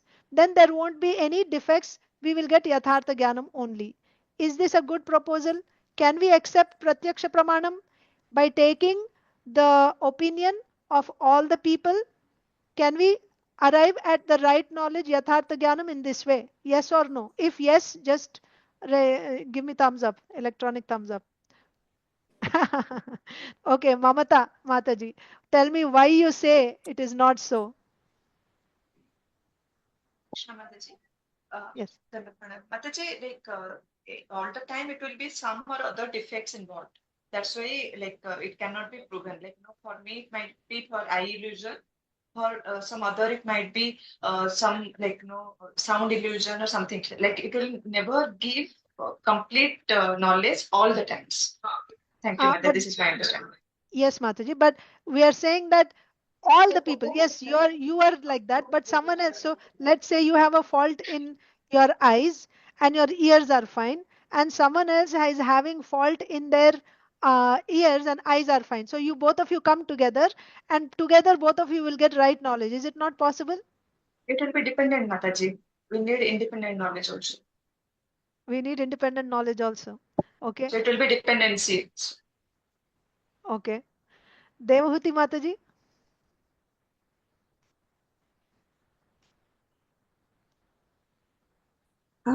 This is not possible. For the reason is, how can you take the opinion of all the people all over the world? Because there are many people who have passed away. And then there are many people who are yet to come. Yes. So you are only taking the current, and current also you can't reach to each nook and corner of the world to get opinions. That will be just waste of time. Yes. And there are going to be differences. So the past and All of future you. is also. All of you have the material with you, so you know all the answers now. No, Mataji, this was mine. Not with the material, I just said it. But good, Mataji. Nice. Saumya Vrajagopi Mataji. Hare Krishna Mataji, Sadhu Pranamal Mataji. Pranam Mataji. We can't bring all the people at a time, Mataji, same place. Yeah. Yes. We can't That take is, their opinion. yeah. It is not possible to bring everyone together in one place. How are you going to bring everyone to take everyone's opinion? So that is ruled out. It is not possible to take everyone's pratyaksha. Even like Mamta Mataji said that, okay, it is not possible for everyone to be free. Someone has, everyone will have some Brahma or the other. But if you brought everyone together, you can correct. The point is you can correct. One person is making fault in this, then you correct. But how will you even bring everyone together? That is the point. It's not possible. Then the next point is, this was one proposal, so this is ruled out. Yes, taking the opinion of everyone in the whole world is not possible. One reason is that it's not possible to bring them all together. And like Devahuti Mataji said, right, there are also people coming in the future, right, who are not yet born. How will you take their opinion? How will you bring them here? And there are people who passed away in the past. You have to bring everyone. It's not possible to bring physically, to bring everyone that are there, to bring them together, and also past and future. How can you bring them together? Therefore, this proposal is ruled out. Next proposal is, they are saying, okay, let's take groups of people, right? We'll take a group of 50 or 100 people and we'll ask them to vote, right? And then taking the opinion of 50 or 100 people, then we will decide what is the truth, what is yathartha jnanam. Is this possible, Vatsala Mataji? Can we decide what is truth in this way? No, Mataji, it's not possible. Because 50 persons or 100 people will have their different opinions. Correct. We cannot come together. Yeah. All 50 people won't agree in the first place. No. And okay. Yes. Thank you, Mataji. Next, Sundari Priya Mataji. Hare Krishna Mataji, can you hear me? Dandavat Pranams. Jai Shri Yes, I Prabhupada. can hear. Thank you so much for the wonderful session, Mataji. First, I want to thank you and appreciate you. Mataji, what I wanted to say is also our human body, we have imperfect senses. So with our little limited senses and knowledge, I mean, we cannot even come to a full conclusion because, you know, that example of the elephant is there. People can see one portion of it. Another person can see the trunk. Another person can see stuff. So we can't see the full truth anyways. Yeah. So that was my thought process. I have not read the notes completely, so I'm not coming from there. But yeah, but from the other shastras that we have, other books we have read in our parampara, I'm saying from that, Mataji. Yes. No problem, Mataji. Yes, very nice. So you have the senses have defects in them. So you're saying it is not possible to, especially when you want knowledge about, alaukika vastu. Correct. Your Beyond senses. this material world. Yes, beyond this material. Your senses Yes. are material. Your faculties you have, your mind, intelligence, everything is material. How can they get knowledge about that which is beyond this material creation? It's not possible. So yes, Correct. valid. And even the scientists, every 10 years, 5 years, they change their theories, right? They started with Earth is round, flat. Now the Earth is round. Then Earth is this, Earth is that. And, they're changing so many facts. Nothing is permanent. They cannot say in stone that this is it and it's the full truth, like forever, eternal truth. They Exactly. cannot come to that point. Yes, exactly, Mataji. Very nice. Thank you. Thank you, So Mataji. like Hare that. Krishna. Thank you. Hare Krishna. So the second proposal was that you take the opinion of a group of people, and then taking the opinion of a group of people, then you will come to a conclusion.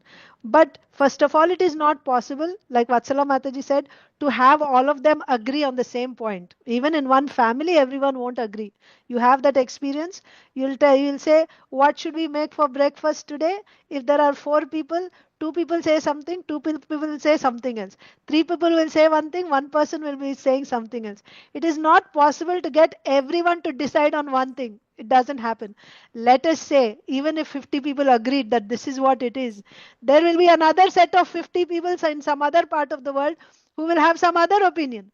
They will come up with some other language. Then how will you decide which one is correct? So this democracy is not going to work. By voting, right, majority people will decide this is the fact. That's not going to work.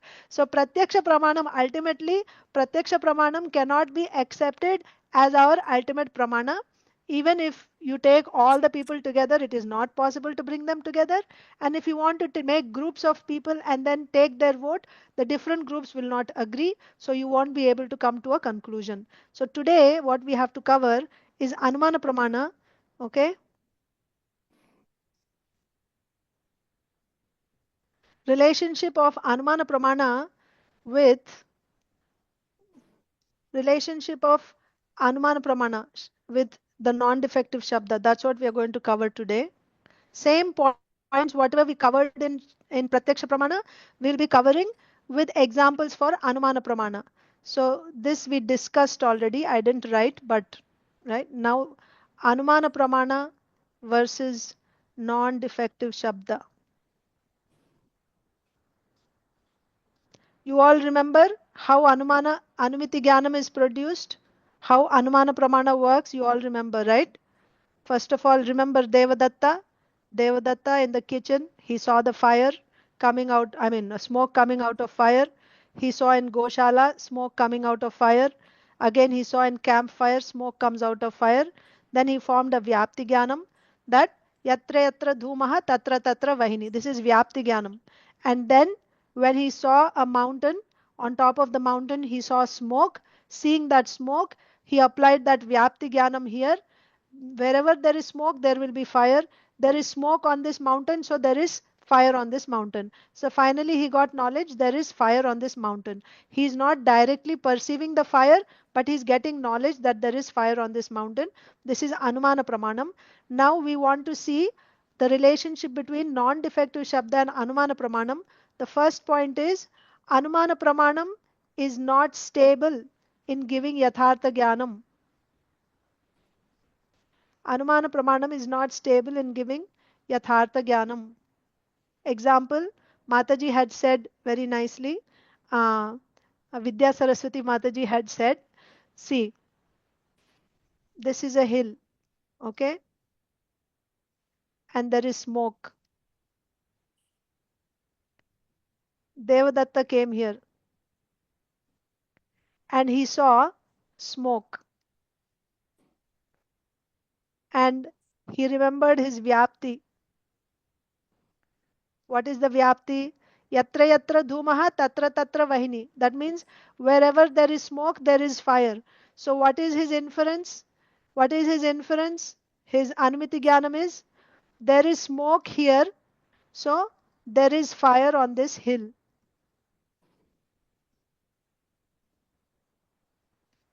Using his Vyapti, he concludes that there is smoke, there is smoke here on this hill, so there is fire on the hill. Now, is his knowledge correct? What happened here was Devadatta, just before Devadatta arrived, there was a drizzle, right? There was a shower of rain and it stopped, just a drizzle on this mountain. So that rain actually put out fire. Rain had put out fire. So there is no fire on the mountain, but still there is smoke on top. Devadatta is looking at the smoke, and from his Vyapti Jnanam he is saying that because there is smoke, there must be fire, there is fire on the hill. But the reality is, just before Devadatta came, it had rained, and that rain had put out fire. So there is no fire on this hill. So he got what knowledge? He got ayathartha jnanam here, right? Fact is there is no fire on this hill. Ayathartha jnanam. The fact is there is no fire. Why there is no fire? It had rained before he came, and because of the rain, fire was put out. So when fire is put out, but the smoke is still there. And when Devadatta came, he's seeing the smoke and he's thinking, oh, yatra yatra dhumaha tatra tatra vahini. There is smoke here, so there is fire. So he's feeling cold, so he wants to go on the mountain to warm himself, let's say. So he's seeing smoke and he's going on the mountain. Is he going to get warmth there? No, because fire is put out already. So what is this example telling us? That Anumana Pramanam does not always produce yathartha jnanam. This is the example for that. We have two examples here. This is one example. One example is because of rain, fire was put out. But still he's getting, by his Anuman Pramana, he's getting knowledge. He's getting ayathartha jnanam, that there is fire on this mountain, when in reality there is no fire. Second example is, fog. In winter time, fog looks like fire, looks like smoke. Devadatta is coming to the hill and he's seeing fog, and he's seeing the fog, he's thinking it is smoke. And then he's inferring that because there is smoke, there is fire on this mountain. Actually, it is not smoke, it is only fog. But he is mistaking the fog to be, he's mistaking the fog to be smoke and thinking it is smoke. Now he's using his Vyapti Jnanam here, applying Vyapti Jnanam here. He's getting knowledge that there is fire on this mountain. Right? So here also he's getting Ayathartha Jnanam.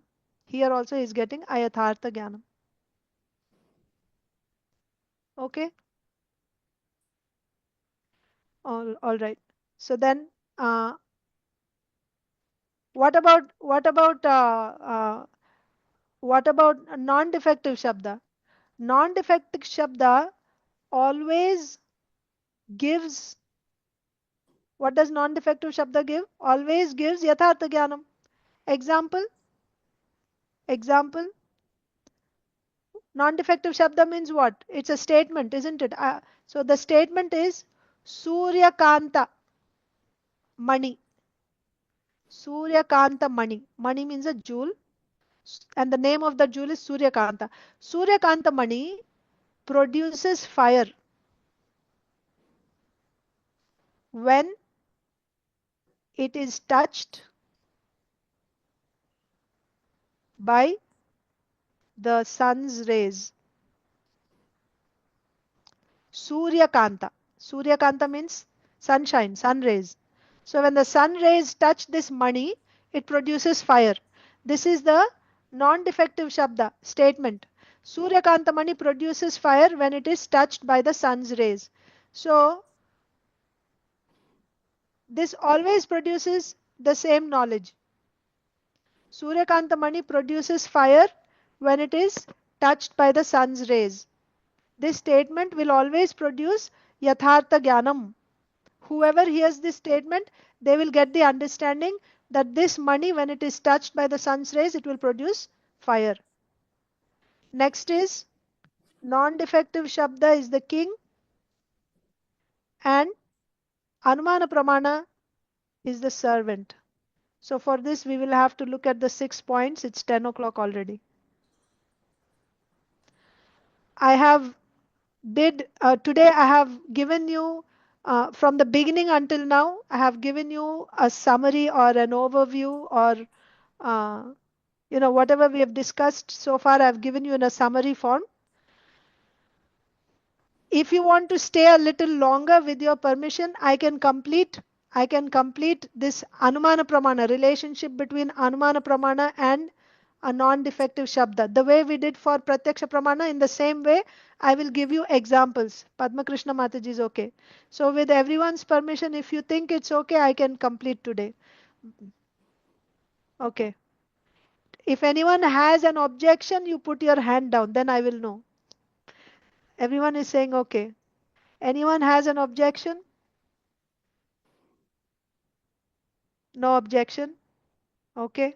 Thank you. So let us cover that. Thank you. Thank you very much. Okay. So now let's continue. So first we saw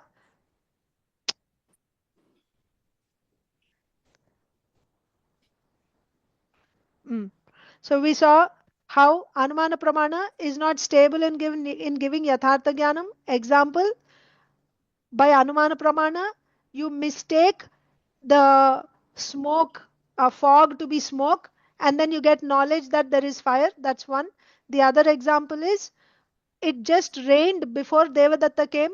Smoke is still there, but there is no fire. But he is getting knowledge by his Anumana Pramana. He is getting knowledge that there is fire. Okay. So in those two cases, we see how Anumana Pramana is giving ayathartha jnanam. Then for non-defective Shabda, it gives only yathartha jnanam. Example, Suryakanta Mani, when it is touched by sun's rays, it produces fire. This statement will give only yathartha jnanam every time. Next, we are seeing the relationship between non-defective Shabda and Anuman Pramana, where non-defective Shabda is the king, Anuman Pramana is the servant. First one is, Anumana Pramana cannot produce, or Anumana Pramana is dependent, is rooted. Okay. Anumana Pramana is dependent on non-defective Shabda.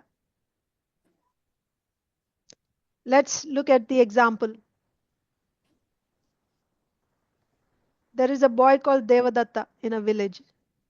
Okay. Village, maybe he's somewhere in the forest. There are two hills. Okay. This is hill 1 and this is hill 2. And this is winter time. Winter.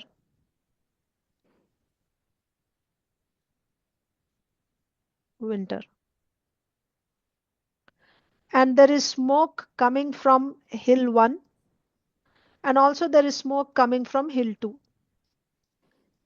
Devadatta is standing here in the middle and he's feeling cold in winter. He wants to warm himself. He wants to get relief from that cold. So he looked at hill 1 on the smoke.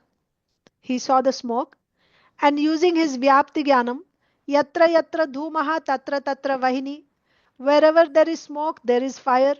I am seeing smoke on hill 1, so there must be fire. There is fire on hill 1. So by his Anumana Pramanam, what is the knowledge he got? First, he got knowledge that there is fire on hill 1. Okay. So first he said there is fire on hill 1. This is the knowledge he got. So then he started walking towards hill 1. I'll go on top of that hill and there will be fire there and I'll become warm. But as he was walking there were some travelers coming his way. Some travelers. They saw Devadatta and they said, "Hey Devadatta, where are you going?" So he said, "I'm going to hill 1 because there is fire there. I want to warm myself." So these travelers said, "Oh, there is no fire there. We are coming from there only. Just before you came, it had rained on hill 1. Well, They said it had rained. Just before you came, it had rained, and because of the rain, the fire is put out. Even if you go there, you won't find any fire. Even if you go there, you won't get any fire. So there's no point in going to hill, no point in going there, right? There is no fire.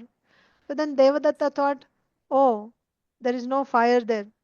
And he thought with his Anumana Pramanam, his Anumana Pramanam had said that hill one had fire, but the statement of these travelers, that their statement is non-defective Shabda, that said there is no fire. Okay? Their statement said there is no fire. So by this statement, now he got knowledge, oh, there is no fire on this hill one. Now he is thinking that he's seeing smoke here on hill 2. Yes, he's seeing smoke here on hill 2, but thinking that because it rained on hill 1, it must have rained on hill 2 also. So there also there is no fire. Okay? What is he thinking? Devadatta is thinking that because it rained, hill 2 also must not have any fire. Right? Hill 2 also has no fire. How he got this knowledge?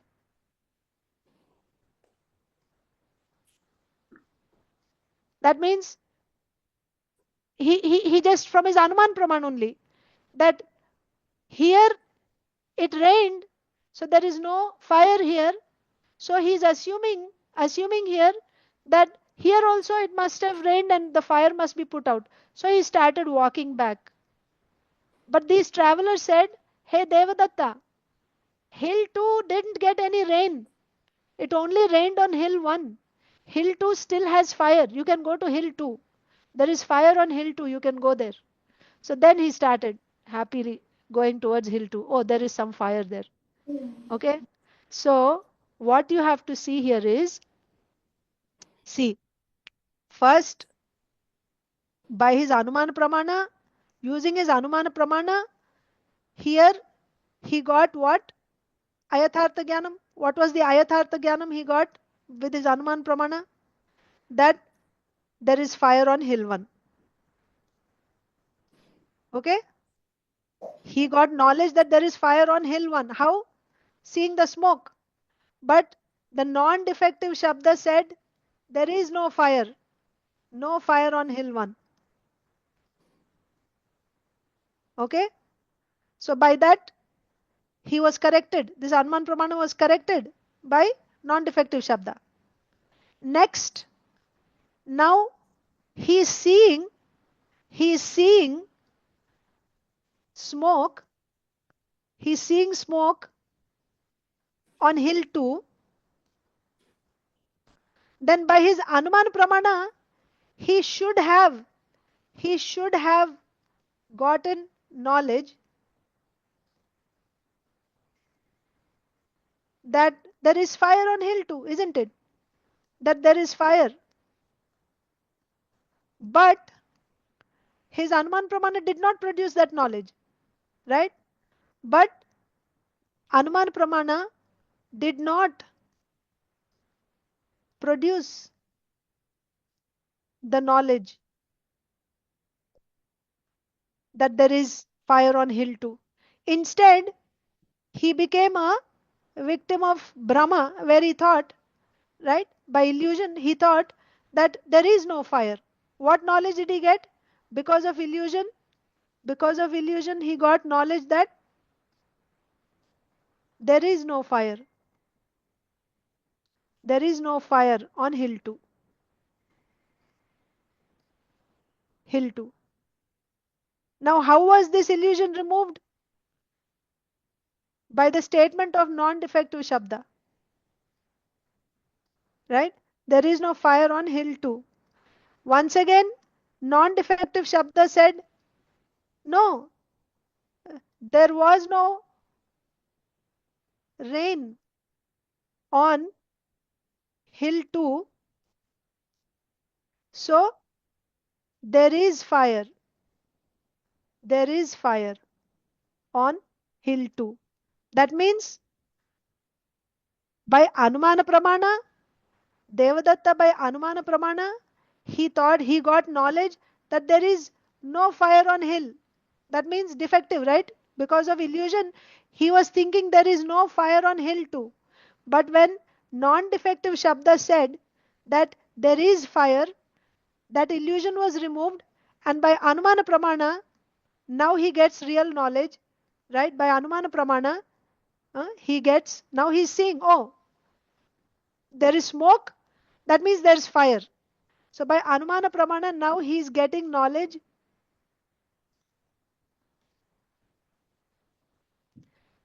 that there is,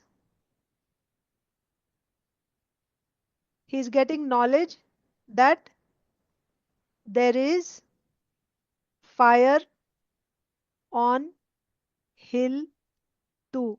Okay? You understood, or is it confusing? I'll say again. There is 2 hills. Devadatta is feeling cold. He's seeing on both these hills, he's seeing smoke coming up.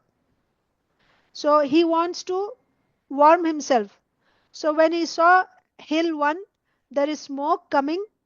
So he thought, wherever there is smoke, there is fire. That is his Vyapti Jnanam. Hill 1 has smoke, so hill 1 must have fire. So he started walking towards hill 1. Some travelers were coming towards him, coming down from the hill. They said, Devadatta, there is no fire on hill 1 because just before you came, there was rain. There is smoke, but there is no fire. There's no point in going there. So now Devadatta, he got ayathartha jnanam in the beginning that there is fire. That ayathartha jnanam was corrected by non-defective shabda. Now he got knowledge. Now he got knowledge that there is no fire on hill 1. But he assumed that hill 2 also has no fire. He assumed. That means his Anumana Pramanam is not producing real knowledge here. Anumana Pramanam is giving him knowledge that there is no fire in hill 2 because he's assuming there is rain on hill 2 also. Then he started walking back, turning around and walking back. Once again, the travelers, they made a statement. There was no rain on hill 2. There was no rain on hill 2. So there is fire. You can go to hill 2. So this statement by the travelers is non-defective Shabda, which removed the illusion, of Devadatta. So because of illusion, his Anumana Pramana said, there is no fire on hill 2. That illusion was removed by non-defective Shabda, which said, there was no rain on hill 2, there is fire. So now using his Anuman Pramanam, now he gets knowledge. Oh, there is smoke. He's still not seeing fire, right? But by his Anuman Pramanam, he's understanding, oh, there is no rain there. So smoke is there means fire must be there. Fire is there. So I am going to hill 2. So what are we proving by this example? That Anumana Pramana depends on non-defective Shabda to produce yathartha jnanam. First, yathartha jnanam was not produced in the case of second hill. Yathartha jnanam was not produced. He was thinking there is no fire. But by the statement of the travelers, which is non-defective Shabda, yathartha jnanam is produced. What is that yathartha jnanam?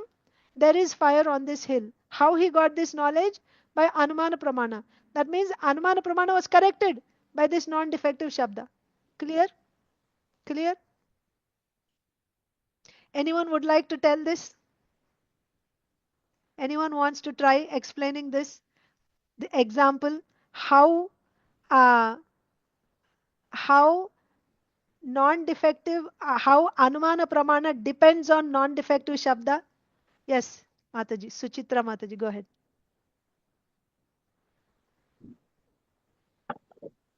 हरे कृष्णा माता जी क्या मैं हिंदी से बोल सकती हूँ? हाँ हाँ बोलिए माता जी. हाँ तो जो देवदत्ता है वो 2 हिल को देखता है, ठीक है? तो उसको वो सोचता है दोनों हिल में ऊपर में आग है और वो सोचता है, उसको ठंड लग रही थी, तो वो सोचता है कि मैं हिल नंबर 1 पे जाता हूँ और वहां जाके उसको धुआं दिखाई देता है, तो वो सोचता है कि वहां पे आग है, तो इसीलिए वो उस हिल की तरफ जाना चाहता है। और ये उसका जो है व्याप्ति ज्ञान था कि आग से धुआं उठता है, इसीलिए जहाँ धुआं है वहां आग है, ये उसका व्याप्ति ज्ञान था, इसीलिए वो हिल 1 की तरफ जा रहा था। लेकिन वहां पे कुछ travellers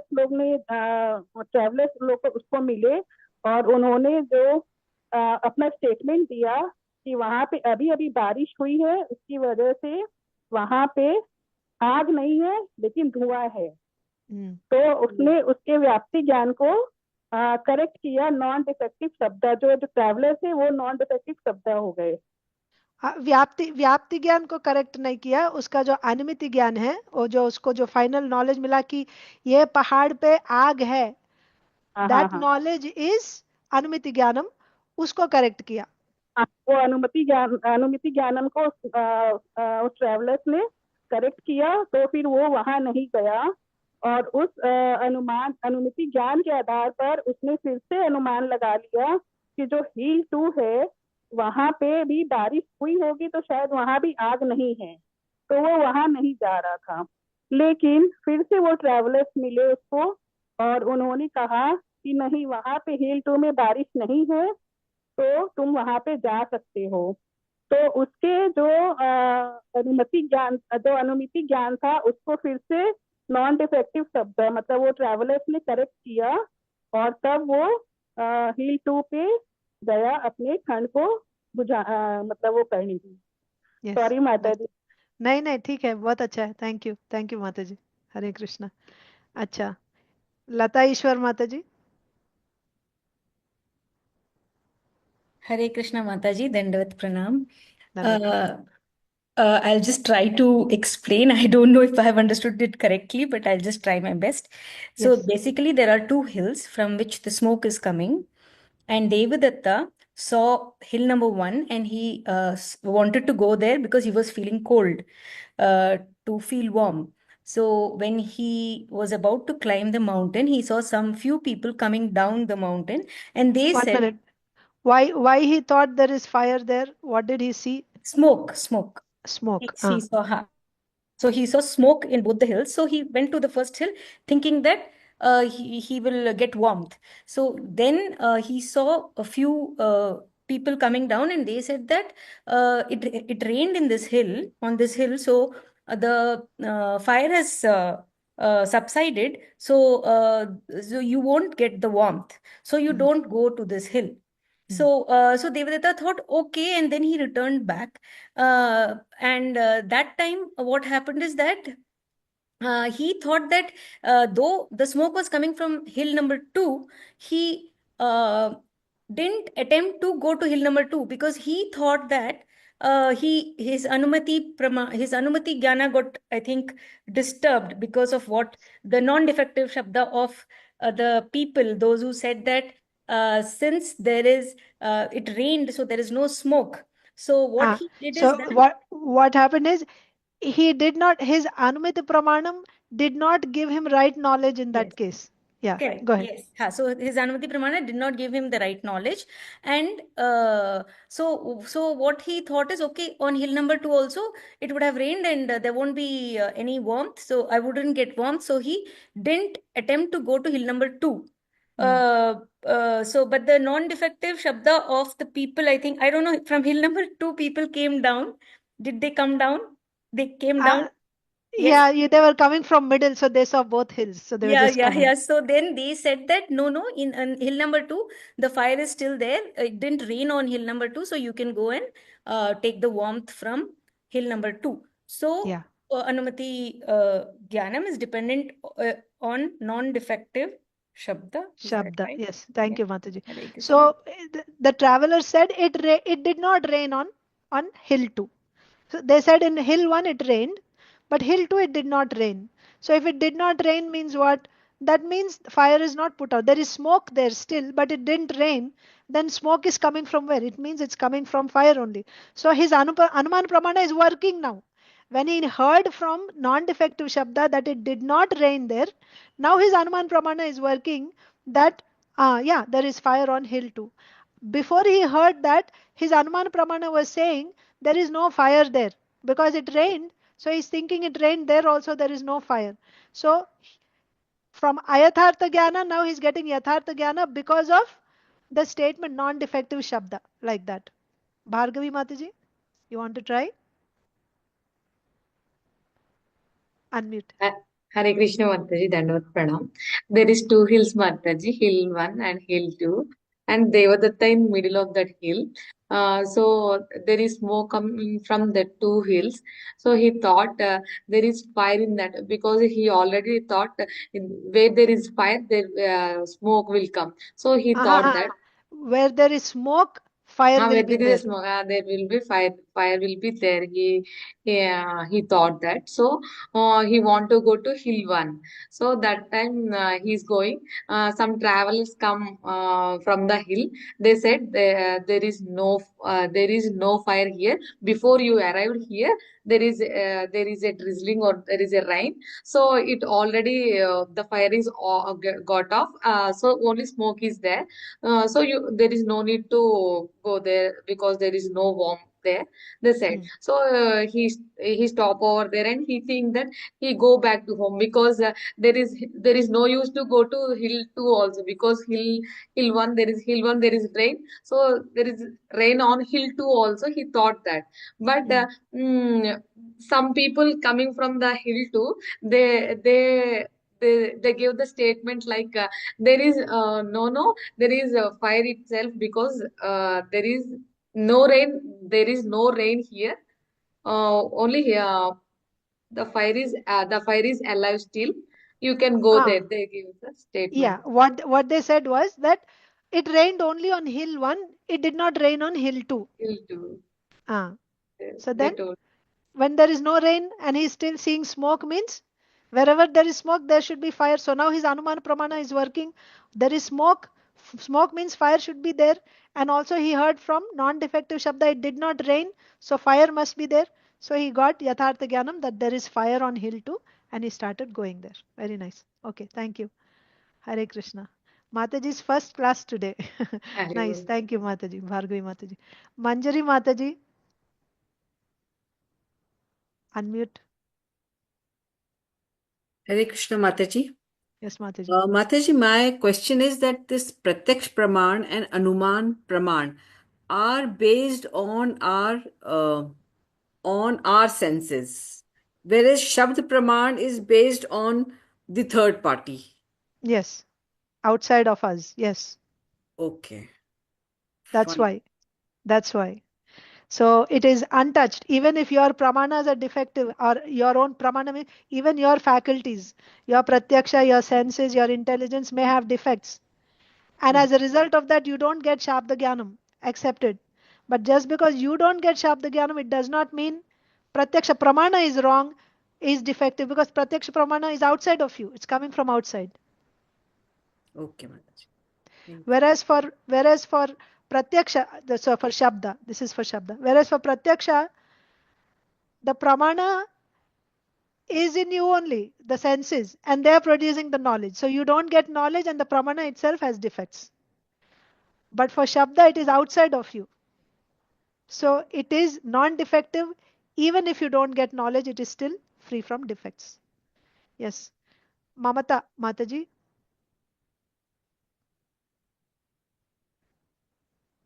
Yes, Mataji, go ahead. Yeah, Hare Krishna Mataji.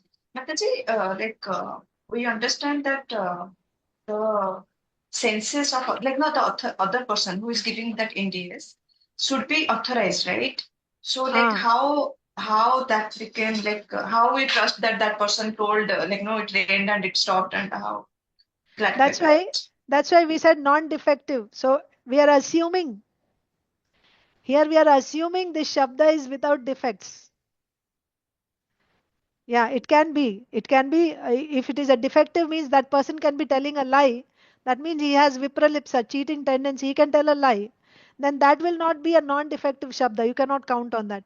Here we are just assuming that they are non-defective. That statement coming from the travelers is non-defective. Okay, so we still have we covered how this is dependent, how Anuman Pramana is dependent on non-defective Shabda we covered. Still we have to cover Anuman Pramana serves, second point is non-defective Shabda gives knowledge independently. It is the same example as Pratyaksha Pramana.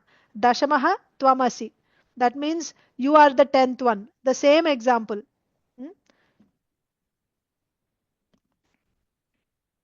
The next one. Next one is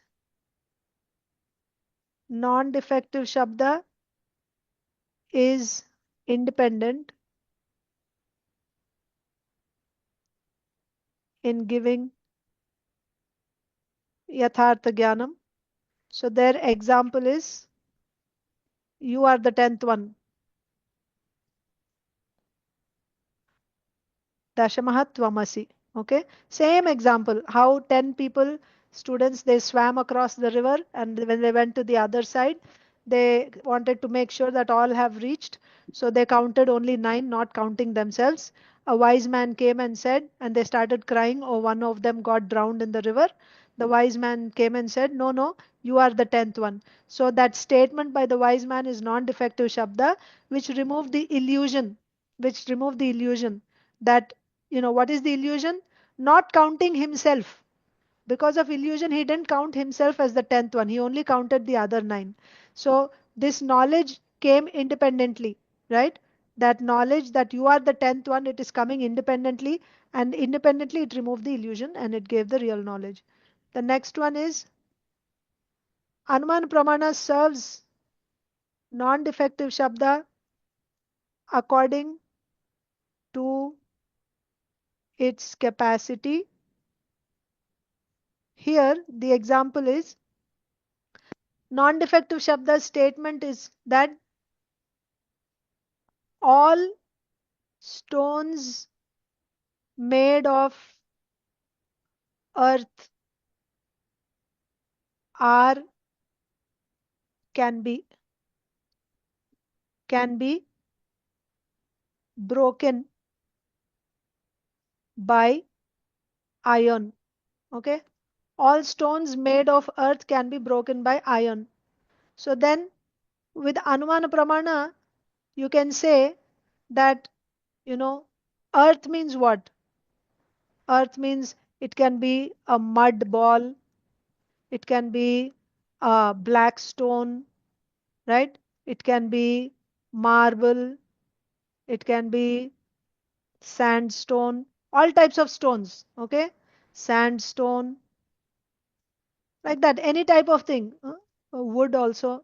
Everything is, it can be cut or broken with iron, right? You use an iron hammer or something and you can break.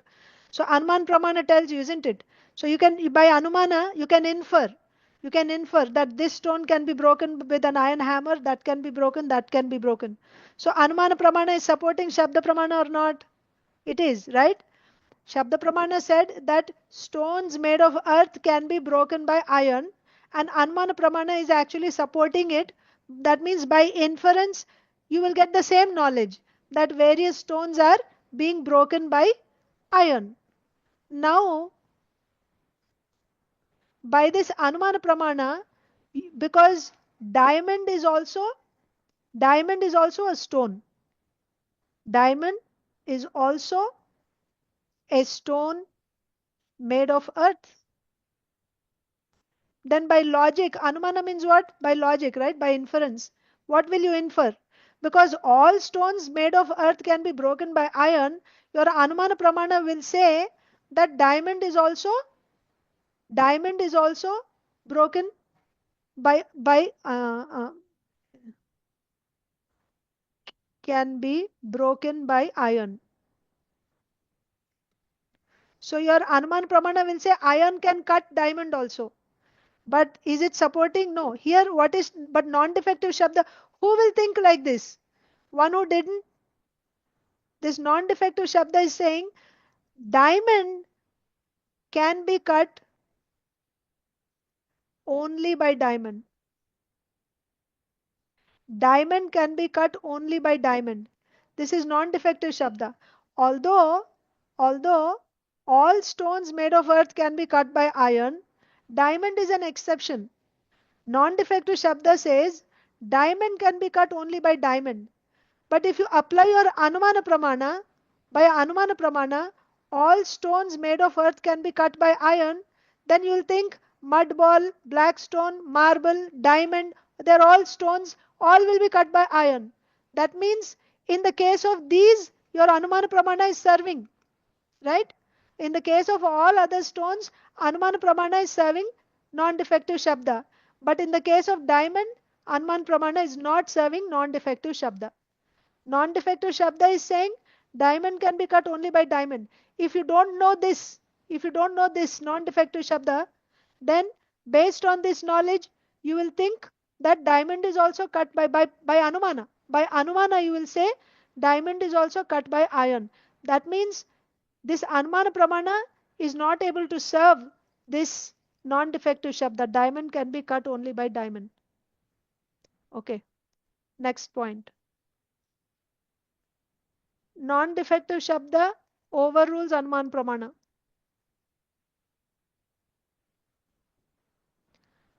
Non-defective Shabda overrules Anumana Pramana. So here the example is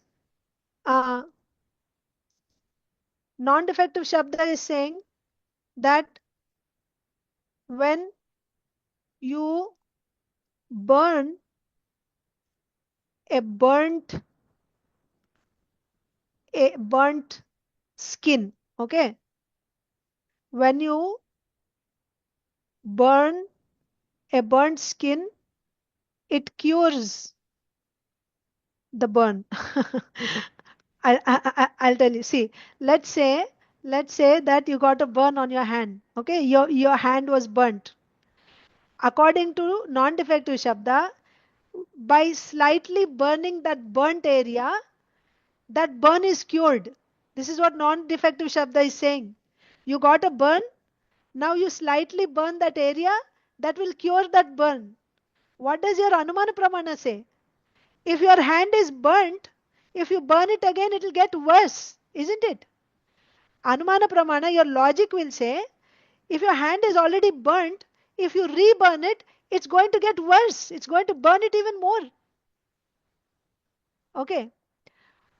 But what is non-defective Shabda saying? Shastra is saying, Ayurveda Shastra is saying, if you burn a burnt area again slightly, it will cure that burn. That means, even though your Anumana Pramana says burning a burnt area will worsen the situation, Shabda Pramana is saying, no, burning a burnt area will cure the burn. This Shabda Pramana is overruling your Anumana Pramana. Compare with Pratyaksha Pramana. Mantrika is saying that there is no poison, but your eyes are saying the skin is still blue, there is poison. But Mantrika's statement is overruling. It's overruling. Even though your eyes are saying there is poison, Mantrika's statement, non-defective Shabda, it is overruling and establishing that there is no poison. Similarly, in Anumana Pramana example, a skin which is burnt, if you reburn it, it's going to cure that burn. This is what non-defective Shabda is saying. But my Anumana is saying a burnt area, if you burn it again, it will become even worse. But what is the fact here? Non-defective Shabda is overruling your Anumana. You burn it again and it will be cured. That's what non-defective Shabda is saying. That is one example.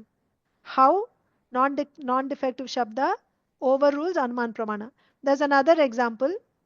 Dry ginger. Ginger, you know, ginger when you eat, it is very, what do you say, hot, right? Hot means it has that strong taste, burning sensation in your mouth.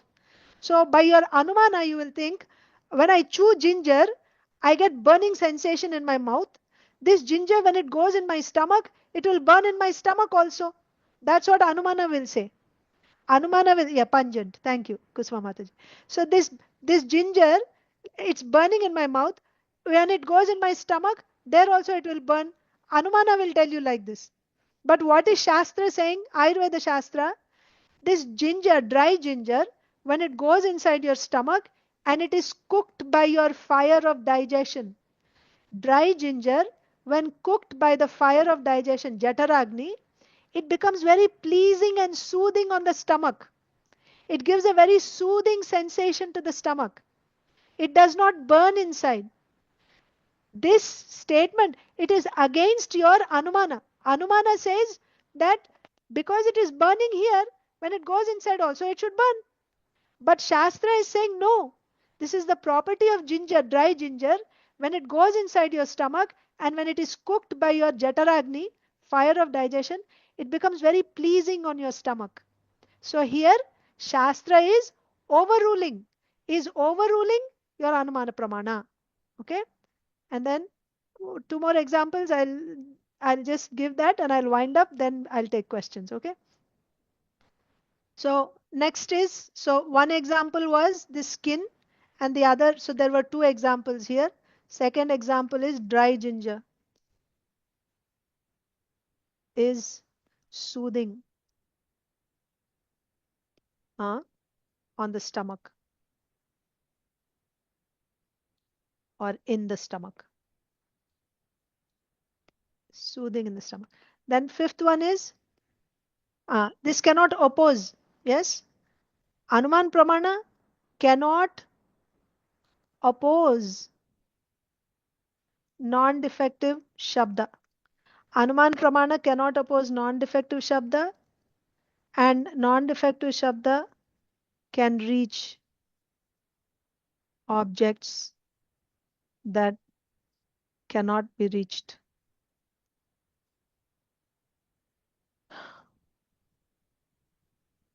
That cannot be reached by Anuman Pramana. These are the last 2 points. So next example is Anumana Pramana cannot oppose non-defective Shabda. So what is the example here that Anumana Pramana cannot oppose non-defective Shabda? I forgot the example. Any of you remember what is the example? Anumana Pramana. Okay, I can take a look at my notes. If anyone remembers, just say in the chat. Anumana Pramana. One second.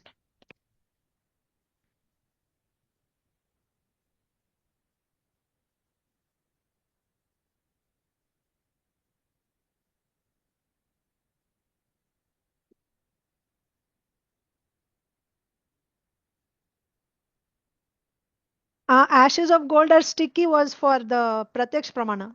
For Anuman Pramana, there's a different example. One second.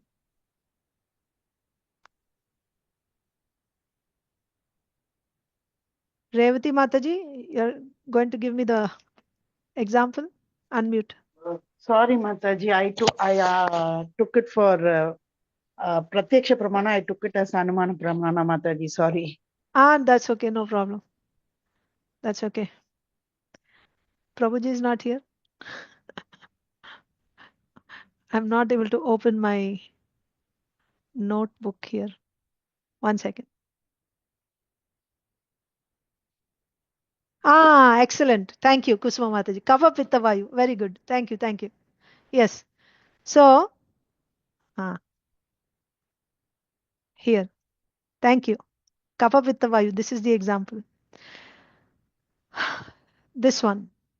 Example is, non-defective Shabda is saying that this one medicine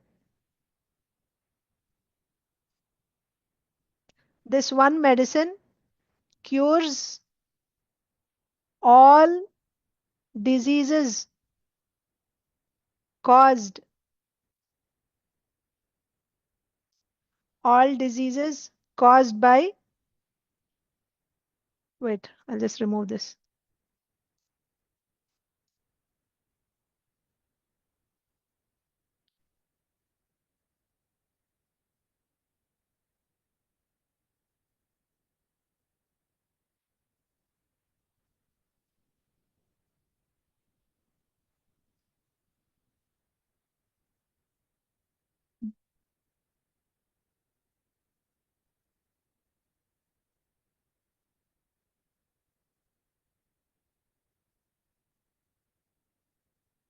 Okay. Non-defective Shabda saying this one medicine cures all diseases caused by the three doshas. Dosha means faults. Okay. Three doshas or faults. What are the three doshas? The three doshas are kapha. Actually, not three. Yeah, kapha, pitta, and vayu. You have these three in your body. Yes? Kapha, pitta, and vayu. Air, fire, and cold water. So these are the three things. So when all these three are in perfect balance, okay, when three are in balance, then you are healthy. Okay? You are healthy.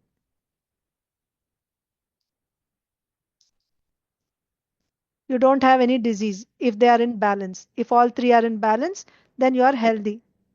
Now this non-defective Shabda statement is, you take this one medicine, it will cure all diseases which are caused by three doshas. That means in some people kapha is more, in some people pitta is more, in some people vata, vayu is more, right? Kapha, pitta, vayu. So then you take some medicine to bring this down, or you take some medicine to bring, you have to adjust. So Ayurvedic, doctor, what he does is, he will first see what are the levels of kapha, pitta, vayu, right? Do you have more kapha, more pitta, more vayu, like that? Based on that, he will prescribe some diet and some medicine for you to balance it. So here, this non-defective Shabda is saying, one medicine will adjust all three doshas. One medicine is going to adjust all three doshas. Now, how Anumana Pramana?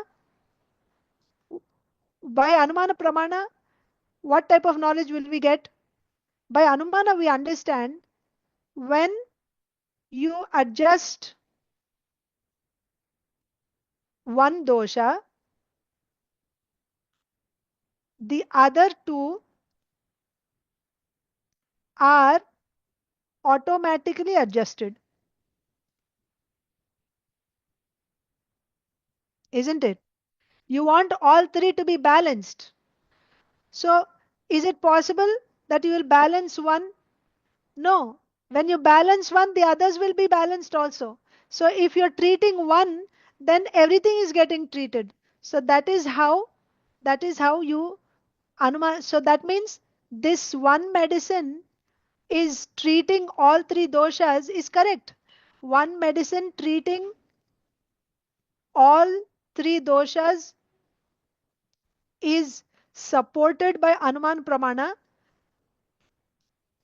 because Anuman Pramana tells that when you adjust one, the other two are automatically adjusted. So if this medicine is adjusting one, then the other two are also adjusted, and if all three are in balance, then you don't have any disease. So that means Anumana Pramana is not giving a result which is contrary to the knowledge given by Shabda Pramana. Shabda Pramana is saying that you take this one medicine, it will cure all diseases caused by the three doshas. Anumana Pramana is saying that when one dosha is balanced, the other two are also balanced. That means by taking one medicine, if one dosha is balanced, the other two are balanced. When three are in balance, all diseases are cured. So that means Anumana Pramana is not giving you knowledge which is contrary to the knowledge given by non-defective Shabda. Anumana Pramana is giving you the same knowledge which non-defective Shabda is giving. That means Anumana Pramana cannot oppose non-defective Shabda. Clear? Yes? Okay. And finally, the last thing is the same as Pratyaksha Pramana, that non-defective Shabda can reach those objects which cannot be reached by. So the last one, sixth one, non-defective Shabda can reach those objects which cannot be reached by other, by Anuman Pramana. Other means by Anuman Pramana. Here we are talking about Anuman Pramana, right? So non-defective Shabda can reach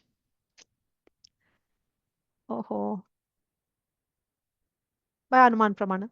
So again, what is the example here? Same.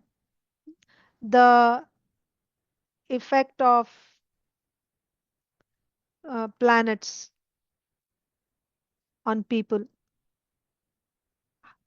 Can you know by your Anuman Pramana? Can you infer how this particular planet is acting on me? Can you infer by your Anuman Pramana? No. But by Jyotisha Shastra, by astrology, you can understand. Now this this planet is influencing me like this, therefore this thing is happening in my life. That knowledge you get from non-defective Shabda, Jyotish Shastra. By your Anumana Pramana, can you know that? No. Just like by Pratyaksha Pramana, you cannot know the effect of grahas on your life. Similarly, by Anumana Pramana, you cannot know the effect of grahas on your life. But by non-defective Shabda, Jyotish Shastra, you can understand the effect of grahas on your life. So in this way, we saw the relationship between Anumana Pramana and non-defective Shabda, and we covered everything so far. There are a couple more points to be discussed, which we will discuss tomorrow at the beginning of the class, kind of winding up this section. And also now, after we know what is this non-defective Shabda, then we have to find out, I mean, we have assumed now, we have we have assumed that there is a non-defective Shabda. Uh, can we simply live in assumption? We want something tangible, something real. So what is that? That's what we are going to see tomorrow. What is that non-defective Shabda, and what should be the qualities of that non-defective Shabda? For any type of knowledge, you should be able to go to that Shabda, and that Shabda is completely equipped, is able to give you all types of answers to all your questions, and it is giving you only yathartha jnanam. It is not giving you ayathartha jnanam. One more thing I have to tell you tomorrow, maybe you can remind me, I keep forgetting. Ayathartha Jnanam also is of three types. I will tell you tomorrow, it's already late today. So I will end here today. If you have any questions, now you can ask me questions. Anyone has any questions?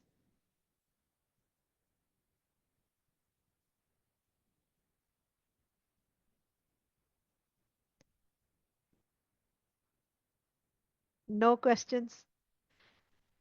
Vatsala Mataji.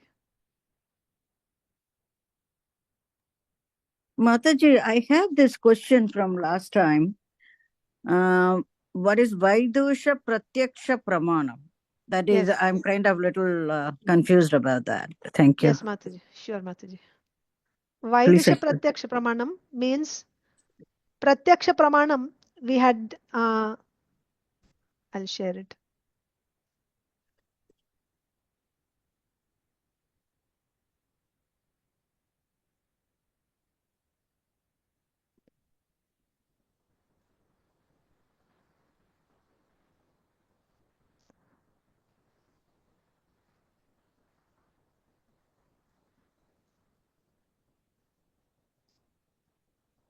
Okay.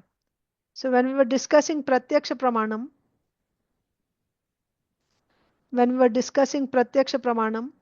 we said Pratyaksha Pramanam means senses, and we have 6 senses, right?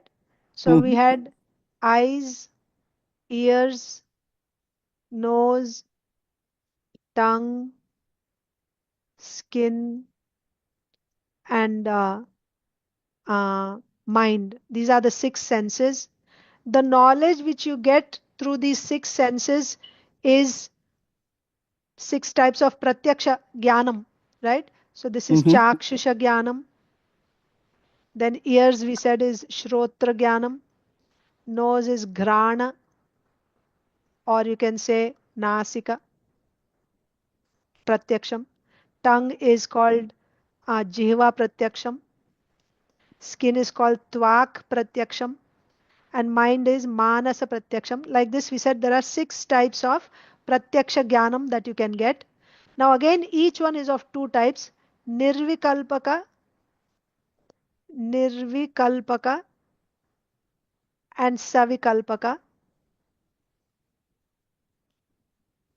Nirvikalpaka means in the first instance, right, in the very first fraction of the senses coming in touch with the sense objects, you just get knowledge that there is something, that's all. You don't know the details of what it is, no attributes, you just know that there is something. That knowledge is called nirvikalpaka. Then this, and then afterwards when that message goes to the intelligence, and intelligence decides what it is, and all its attributes are also understood, that is called savikalpaka, with attributes and without attributes. This nirvikalpaka is again of 2 types. We said vaidusha and avaidusha. And again savikalpaka is also 2 types, vaidusha and avaidusha. So now your question is, what is, so in this way how many types of pratyaksha pramanam are possible? You have 6 senses, each one is of 2 types, nirvikalpaka, savikalpaka, so that is 12. And this is again of 2 types, vaidusha and avaidusha. Totally you have 24 types of pratyaksha pramanam or pratyaksha jnanam. Okay, 24 types of pratyaksha jnanam you're getting. Out of these 24, 12 are vaidusha and 12 are avaidusha. So your question is, what is vaidusha? Vaidusha is coming from the word vidusha.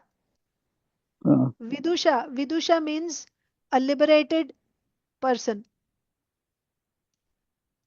Liberated person, by doing bhakti, all his senses, right? By bhakti, all his senses, mind, intelligence, chittam, everything is now free of defects. They're all free from defects. Why we cannot rely on pratyaksha pramanam? Because the senses have defects. But vidushas, their senses are free from defects. So whatever knowledge a vidusha derives by his direct perception, whatever knowledge a vidusha derives by his direct perception, that knowledge is yathartha jnanam all the time. It is always yathartha jnanam. It is always giving right knowledge. It cannot give you wrong knowledge because there are no defects in his senses. So therefore, vaidusha pratyaksham means what?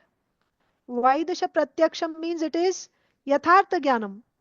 Pratyaksham means it is direct perception of liberated souls. Direct perception of liberated souls. And it always gives you yathartha jnanam. It always gives you yathartha jnanam.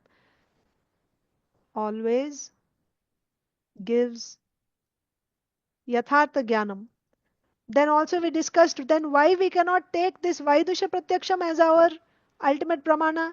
Because for us to know who is this vidusha, we need someone, we need that non-defective shabda. Shastra has to validate this person is a vidusha. You can accept this person's statement as vaidusha, as yathartha jnanam, because this person is vidusha. Independently you cannot know who is a vidusha. Because it is dependent, therefore we cannot accept Vaidusha Pratyaksham as our ultimate pramana. Is that clear, Mataji? Yes, Mataji, but the realized souls will have seen God. They are pure souls, right? Like Srila Prabhupada, he has realized God when he was writing the Bhagavatam and all. He used to say he has taken instruction from Krishna, direct source. So why it cannot be pure knowledge and why it cannot be accepted? How do you know Srila Prabhupada is a Vidusha? Well, because we heard it from the Sastras.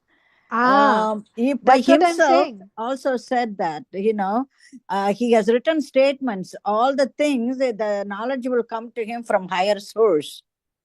So, for us to judge who is a Vidusha, we need help from Shastra. That's the point. You can accept. Now you know, you accept whatever Srila Prabhupada said, you accept as ultimate truth. No problem.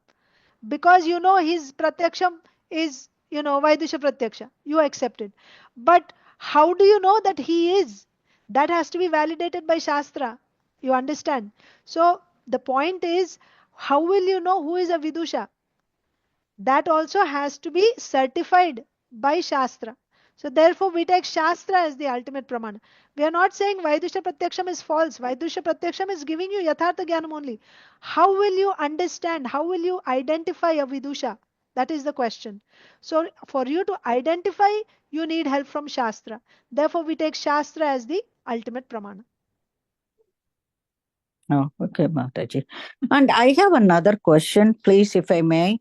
If you say buddhi, intelligence, are we talking about our brain, a cerebrum and cerebellum? No. The thing that is processed in a cerebrum or cerebellum, lower part and higher part of the brain? No. Buddhi, here in the subtle body we have, I'll draw again.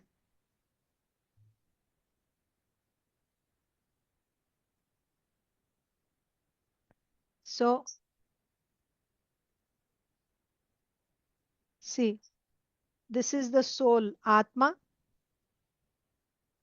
This is the Ahankara, Chittam, Buddhi, mind, senses. See, these are the senses. Then you have mind, Buddhi, intelligence, Ahankara,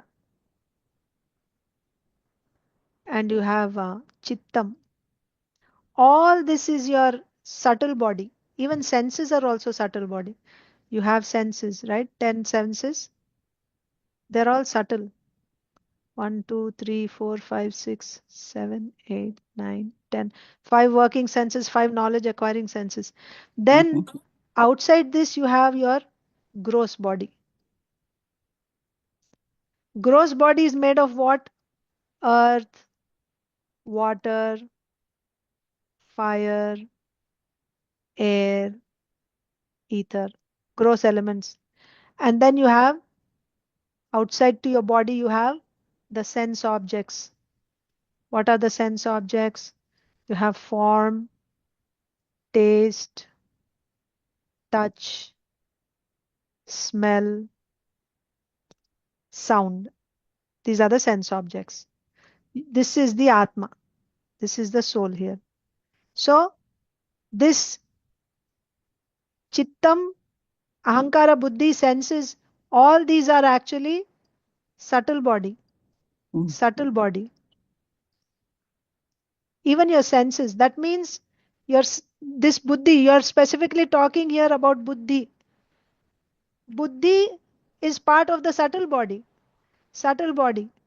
Whereas your gross body has your brain, your heart, your stomach, liver, kidneys, nerves, blood vessels.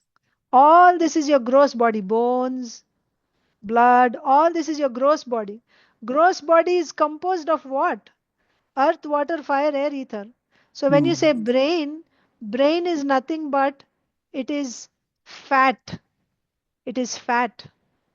Fat means again it's made of these elements only. So the subtle body is buddhi, just like, see, I have my eyes and I have glasses, right? My eyes are seeing, but through the glasses my eyes are seeing. Like that, if you go behind your eyes that you're there now, your fleshy eyes, right? They are not the ones that are seen. Actually, in the subtle body, you have a very small, small particle called eye. It is that eye which is seeing through these various levels, right? The gross outside, what you see is this. So similarly, the brain is also like that. Mind, intelligence, these are all situated in the subtle body, in the region of the heart. And the gross body, you have, it is that intelligence in the subtle body is connected with the gross body. In the gross body, it is represented as the brain. And then in the brain, you have all these things, cerebellum, cerebrum, and medulla oblongata, and all these things. Okay. Yeah, I got confused, Mataji. I didn't know the difference, but I was wondering what it is. Now you are explaining to me, because you are telling me all these are subtle, Yeah. but I misunderstood that. I didn't know what it was, where it was coming from. Yeah. Thank you for the clarification. Thank you so Sure. much. Yeah. Very nice, Lucas. Thank you, Mataji. Hare Appreciate Krishna. that. Yes, Mataji. Does anyone else have any other questions? No. Okay. So we will end class here. Prabhuji is not here. If he is there, then usually you have more questions Yes. and the discussion goes longer. My capacity is limited. Yeah.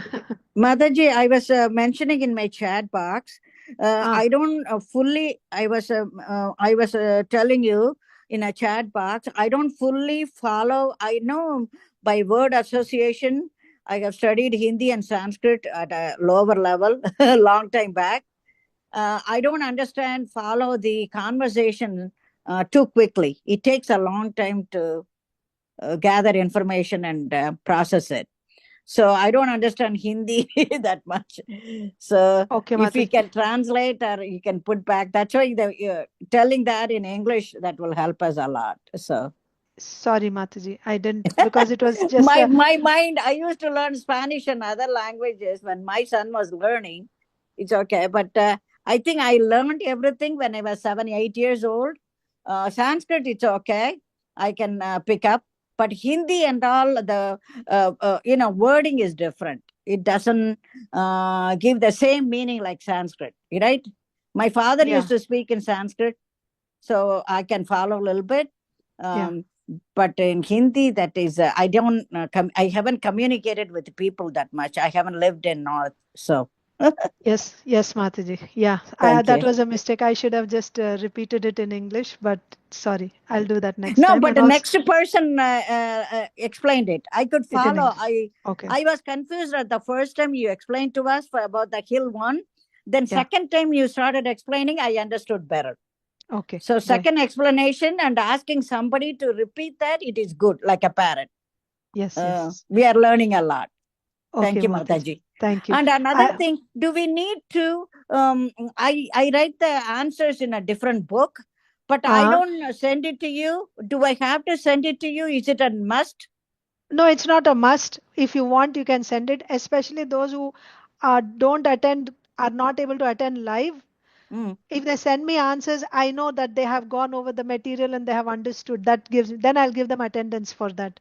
But if you, sometimes some devotees, even though they attend live, they still want to send the answers to tell me that they have studied and they have answered.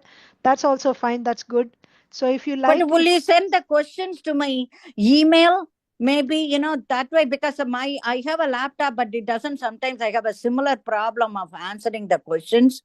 Some long questions and all, they said I have to work from the laptop. But sometimes it is freezes. It doesn't give me the right answer. I mean, right pathway. So I was wondering, what is the other option do I have?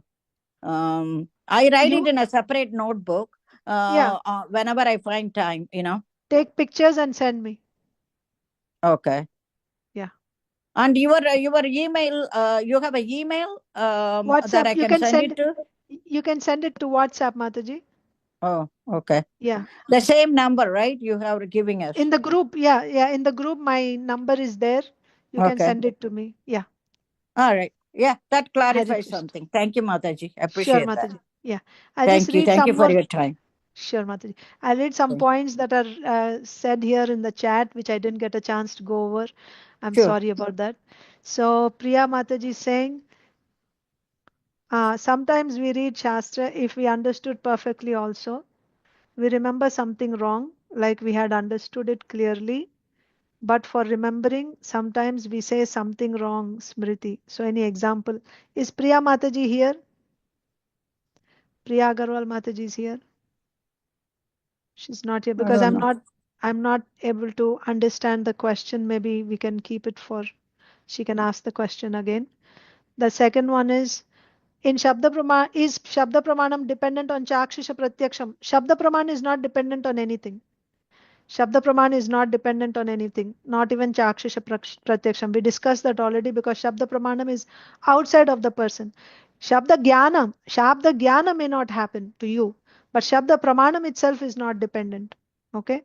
For you to get knowledge, yes, you need your Chakshusha, you're saying eyes. No, you need your ears, hearing. That is important. And if you're reading, yeah, of course, you will need your eyes for reading. Manjari Vidyavati Mataji is saying, words spoken by some authority are non-defective, like Vedas spoken by Lord are apaurisheya, free from 4 defects. Okay, so she's giving us, during the class when I was discussing what is defective, non-defective Shabda. Okay, these are just comments. Okay, Mitravinda Mataji is saying, an easier way to understand that statement in English is, heat is the remedy for feeling cold, non-protective, non-defective Shabda. This is relatable to understanding non-defective Shabda overrules. Okay, yeah. Okay. Okay, Venugopal Prabhu is saying that I cannot start an important topic in extra time. So I should not have continued after 10 o'clock to start a new topic. So that was not correct, he said. That is against the system to start. We don't mind. We said yes to you. Yeah, so that's why I took permission, but okay. Point noted, next time onwards. The thing is, time is limited. Within that time, right. I had, at first I thought maybe after class I can give the summary of everything, but then I thought it will be helpful if I discussed ahead of time. Then you'll see the connection, but I apologize for that also. Okay, so we will end here. Thank you. Thank you all so much, dear devotees. Okay. Thank you. Hare Krishna. Thank you. Hare Krishna. Please go over the material and I will send you the questions. Now you have the whole book with you, but still whatever I covered today, I will send that also in a small, whatever we covered today, and read that and go over the questions and answer. I will send the attendance also. Thank you. Hare Krishna. Thank Srila you. Hare Krishna. Prabhupada ki Thank you jai. very much. Srila